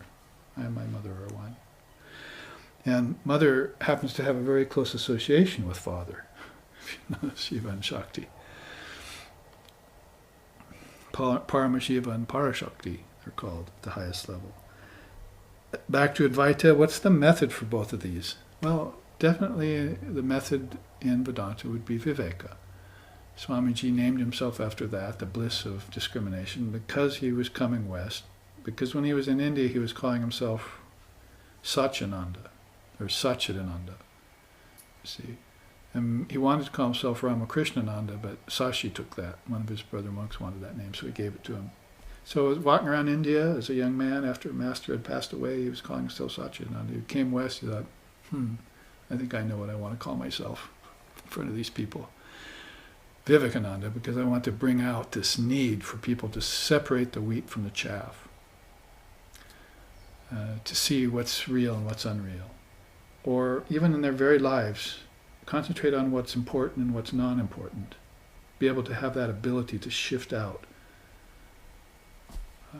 the chaff from your life and benefit by the wheat, you see, by the grain, by the kernel, by the matrika, by the essence. Well, the method for Tantra is tattva vichara. You want to become completely in the know of all cosmic principles from the ground up. Sort of like Samkhya Yoga will help you there, you see. Lord Kapila with his 24 cosmic principles. You want to know all of these things, because if you study all these things one by one, like looking at 24 pots with the sun reflected in them, you've heard of that teaching in Vedanta? You've got 24 pots out there and the sun's reflecting each one, and you want to find the real sun? You break them all with a hammer. See? One pot's called food, and one pot's called seeing, and one pot's called intelligence, another pot's called ego. You see, these are all cosmic principles. Everyone operates through these. These are your elements of your life. Not only your physical life, but your dream life, your heavenly life, and your causal life in seeds. So you just take a hammer and you break them all, and each sun disappears, you see. And finally, you see there's no sun at all in any of them. And you look up. So you look in, there's the truth. You see, it's all inside of yourself. The one doing the breaking was confused for a little while, so he had to do the breaking. And then became, in realization, self-realization. So in that way, that story illustrates this tattva vichara. So you must become a knower of all cosmic principles. Because when you know them, it'll result in the same thing that you're getting here, mature discrimination. You'll know what's real and what's not. And you'll even be able to call the unreal real. as strange as that sounds. That means you can look back on it and accept it for its own place in the play. And Tantra is very good at that. Vedanta tends to cut here. Nope, sorry, not going to allow anything anymore. Just non-dual awareness. But Tantra is uncovering every stone, looking in every corner, shining light at every shadow. It wants to find Brahman in everything, and so does Vedanta. So the method is a little different, maybe looks a little different from the outside, but it's all the intention of Shakti Advaita Vada to bring paths like this together, or to show that Mother and Advaita were always one with each other. We shouldn't end up being debaters, like I said, or people who are trying to prove something. We're just trying to show what is and what always has been. And that's going to be a matter of revelation. And you have to use that revelatory power inside of yourself to prove it to yourself first. And when you prove it to yourself, everyone else will know it in you. They'll be able to see it in you.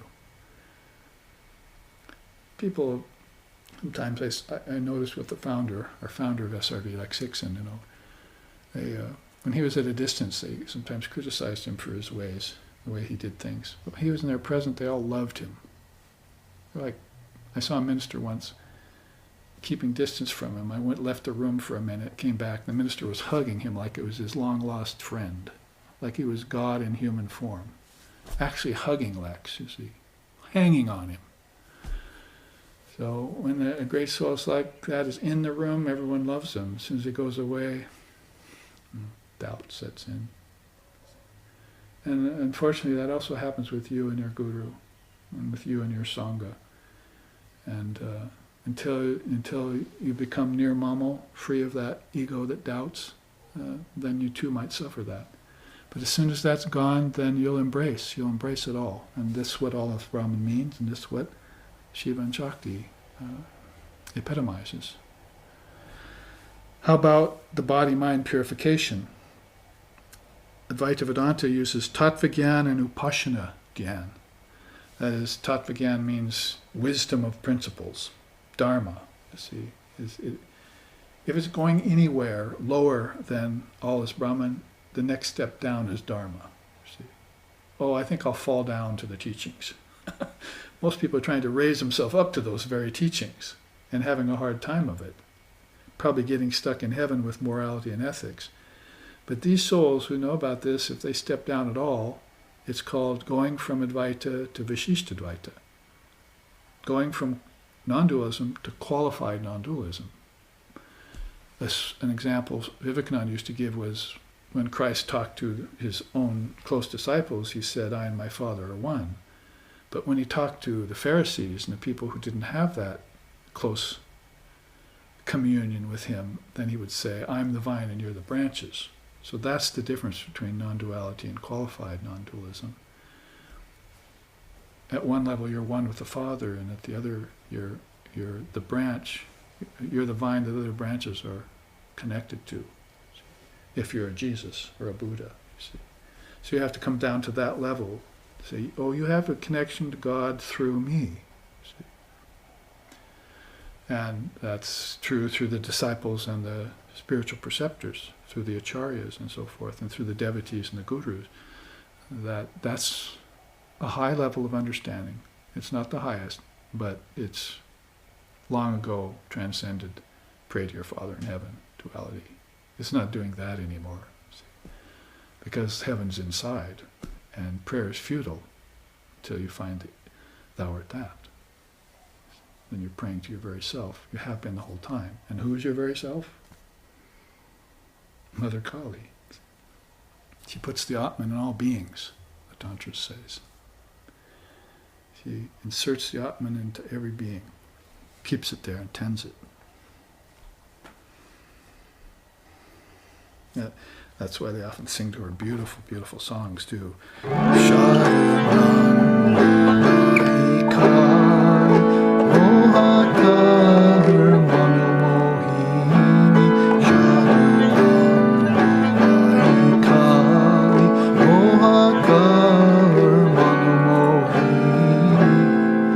Shadananda, Mother is full of bliss. She's the truth, full of bliss. Mayi Kali, full, you see.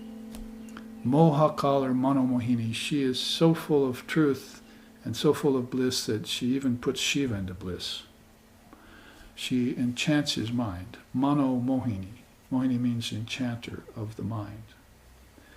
So they sing Shadananda Mayi Kali Moha, and it's a beautiful Bengali hymn to Mother Kali. Onward, these teachings on these songs go in tandem with one another. The words, the music, the melodies, the harmonies, the philosophy, all Mother Kali, all meeting Mother Kali. Well, on the Tantra side of this, that is body and mind purification, of course, I said Tattvagyan, but Upasana really means meditation. They feel like body-mind mechanism will get purified if you engage in meditation after you have the knowledge. So probably, I think it's the best system of all. And it's the one that I particularly have taken to and that I like to teach most.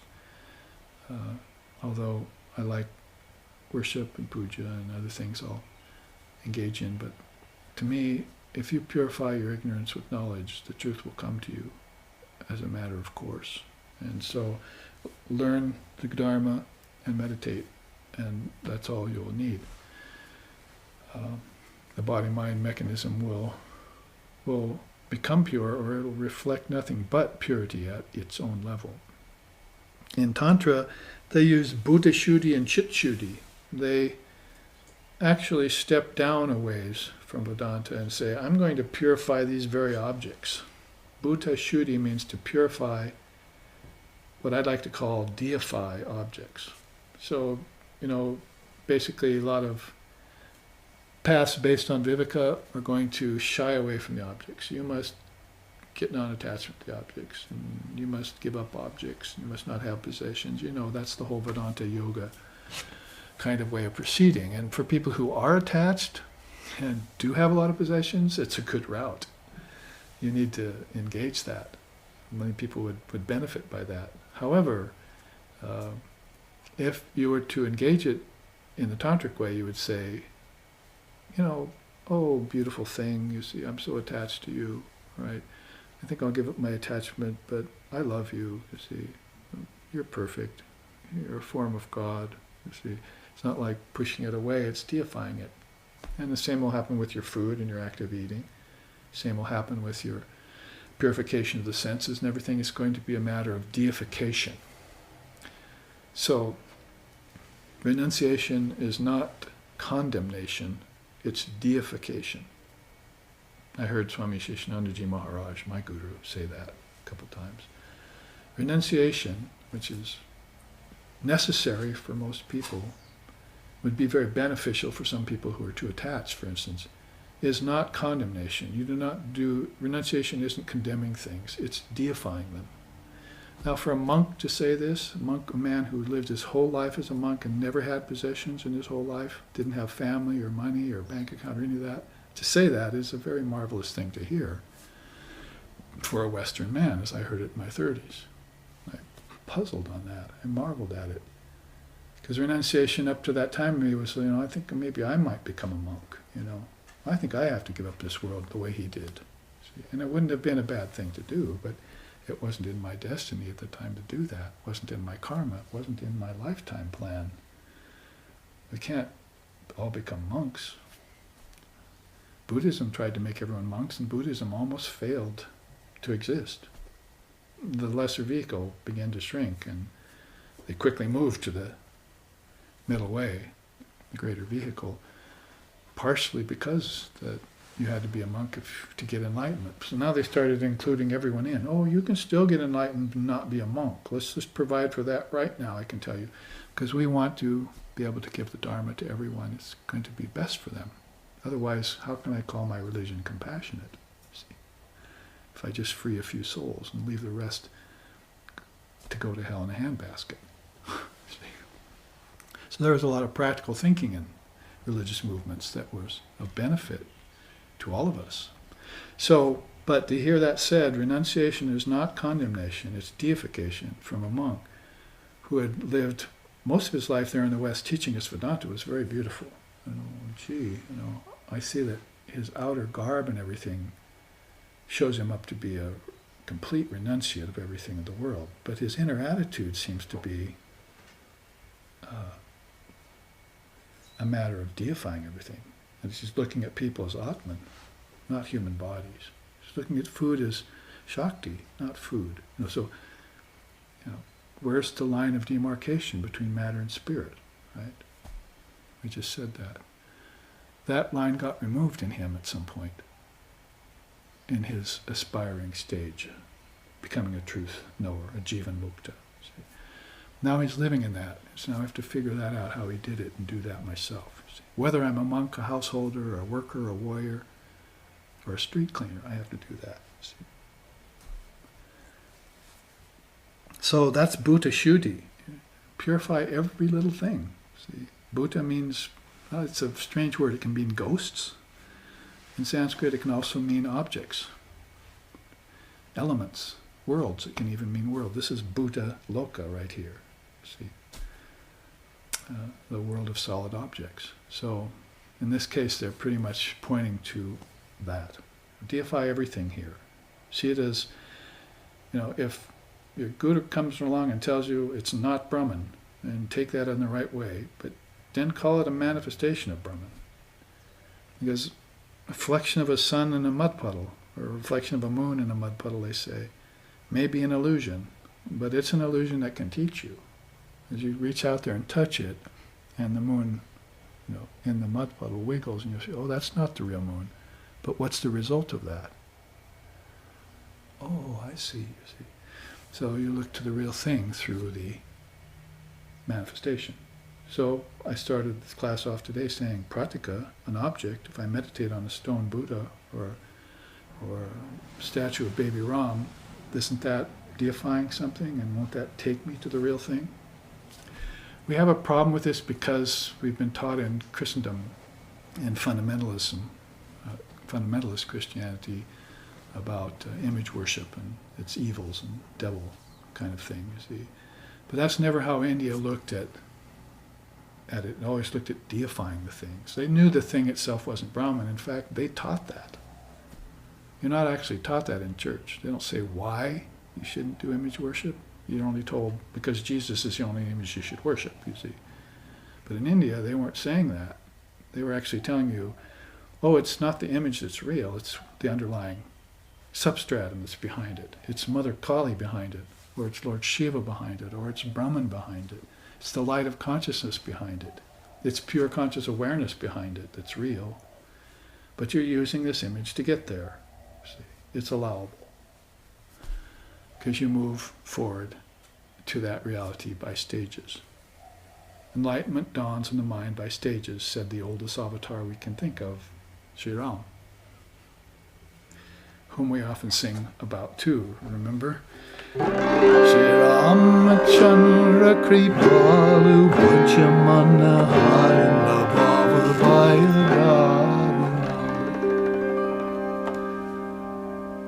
So that Sri Ram is the beloved of millions of people still, even thousands of years after he appeared on earth, still has millions of followers. It's a marvel. And the other element here, before we're winding down in this class, Chit Shuddhi. Shuddhi is important in Tantra. You want to purify Bhuta, that is, the objects, by deifying them. You want to also purify Chit, your thoughts. See? Chit happens, so you have to be very careful, you see, with it. So you want to try and purify that, your thoughts, you see. Thought is father to the deed, isn't that a Western saying? So if thought is father to the deed, then you might want to consider your thoughts before you enter into that action. What a novel idea.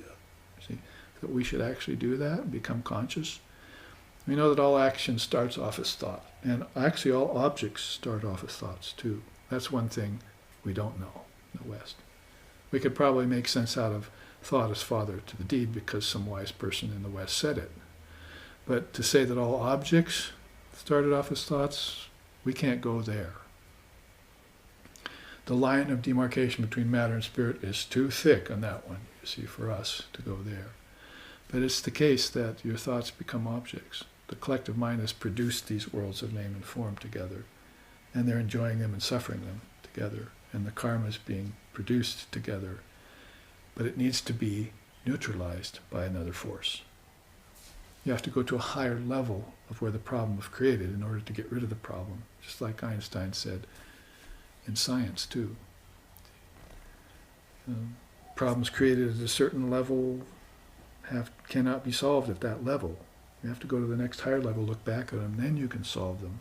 So that's what inaction and action is all about. Oh, I did an act, I better go in tonight and dissolve it in meditation. Okay, now I'm free again. You see, every day you have to be dissolving these effects of your actions. And good actions too should be dissolved. You cannot cling to good actions. That's ego. That gives ego full reign on you, and you're going to be living in the ego before too long and taking everything to the self. I did it. So good and bad actions and mixed, you dissolve them all. And that's the fourth doorway again, right?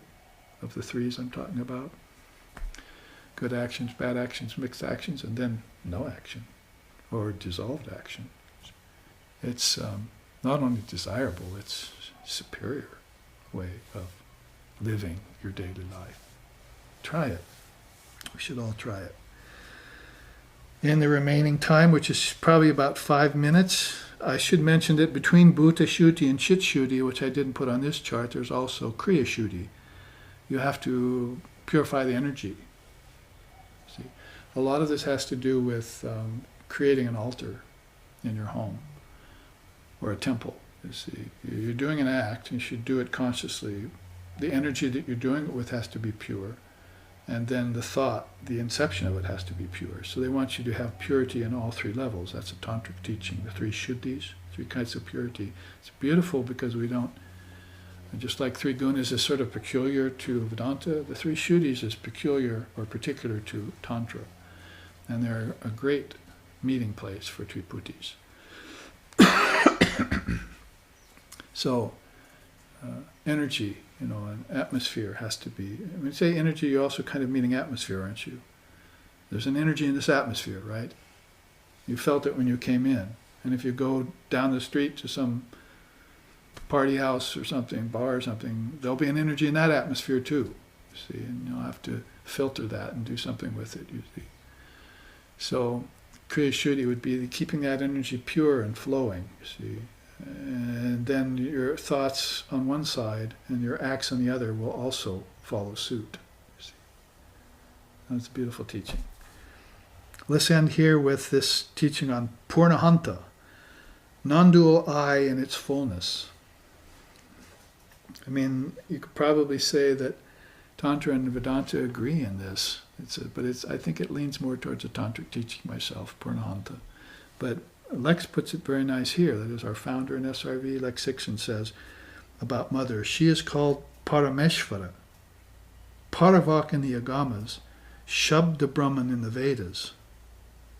There is nothing beyond her, but there are infinite numbers of worlds within her. She is the inner essence of Shiva, not an extant consort. So they say, oh, there's Shiva, there's Shakti. Let's just put Shakti off somewhere, she's an extant consort. No, she's the essence of Shiva. One beautiful poem by Ramprasad says, Shiva is the flower and she's the essence. So, because Shiva is laying supine and Kali's dancing on her, you might have seen that. She's dancing in ecstasy on Shiva's laying supine there with a horn in his ear, listening to Om, and completely transported in ecstasy by seeing her dance, you see. The dance of the noumenon, giving rise to the phenomenon. See? So they say about that image, and when Ramprasad saw it, sang a song, he said, oh, I see, he's the flower, she's the fragrance. That's how he put it, poetically. As a musician, he sing a song about it. And very beautiful. So that's I and fullness, the two of them together. Aham. Aham means I, but we're not talking about ego I here. We know the problems with that, associating with it and leaving it unripe. But aham, as a Sanskrit word, all capitalized, means this indivisible I. Atman, if you want to use that word. Supreme space of pure being is the A. Inherent freedom is Ha, H-A, and point of first emanation is M. Or we call those Paraprakasha, Svatantriya, and Bindu. So the word aham, just like we took apart 2 weeks ago, the word om and the word hrim, remember? Into its 3 and 4 matra particles. The word aham also comes apart very nicely into matrikas with very profound meaning. I mean, these words here, when I look at them, they throw me into a kind of ecstasy.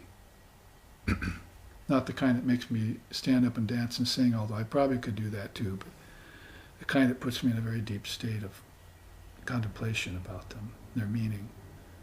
Paraprakasha means the supreme space. There's no space beyond that. That's why I put this quote by Lex. She is beyond all worlds, but there are infinite worlds within her. See? And Svatantriya, that's a word in Tantra that just means self-actuated freedom. There's really no English equivalent to the word Svatantriya. Spontaneous freedom that's eternal. It's like saying moksha, and you go up to Shankar and you say moksha, and he says, a state already at hand.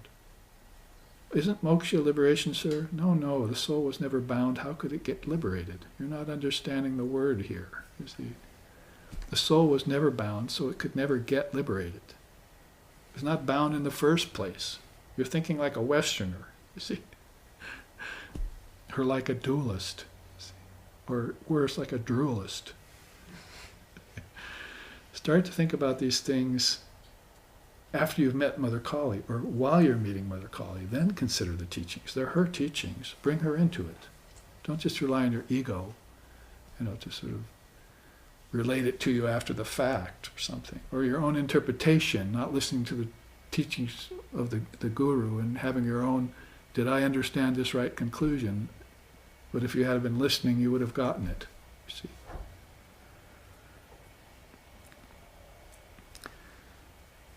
Inherent freedom is how I put it there. And Bindu, the point of first emanation. They say when Shiva and Shakti come together, there's a hum. Call that om if you want. It's blissful hum. And when they come together like that, then the Bindu will burst. That's this love relationship between them. And they'll create an egg, as it were. That egg's called Hiranyagarbha in Tantra, in Samkhya, and it's called Om or Bindu in Tantra and so forth. So their love will burst that, and that will be the beginning of the worlds. That will be the Trinity, and very, very high, subtle, actually causal worlds, and everything will trickle down and filter down into this very world, all from that Bindu being burst. Bindu is also here, isn't it? Third eye.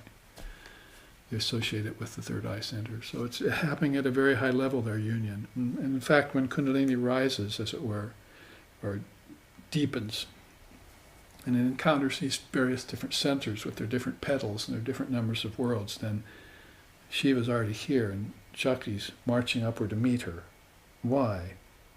To meet him. Why? To take you with her. She'll take you with her. She'll enact enlightenment with you. So take her with you. Meeting Mother Kali.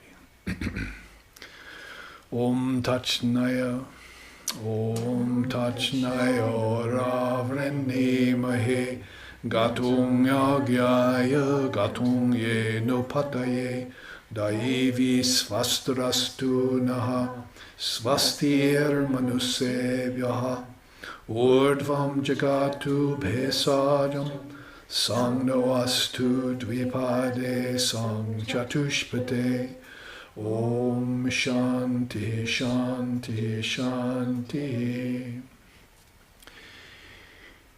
May we make a sincere and humble offering of the small self into the great self. May we always delight in this offering, and may we always revere the Lord and the Mother of all sacrifices. May divine blessings be upon us. May peace be unto the entire human race. May healing, well-being, and prosperity then also abide among us. Om peace, peace, peace. May peace be unto us, may peace be unto all. Om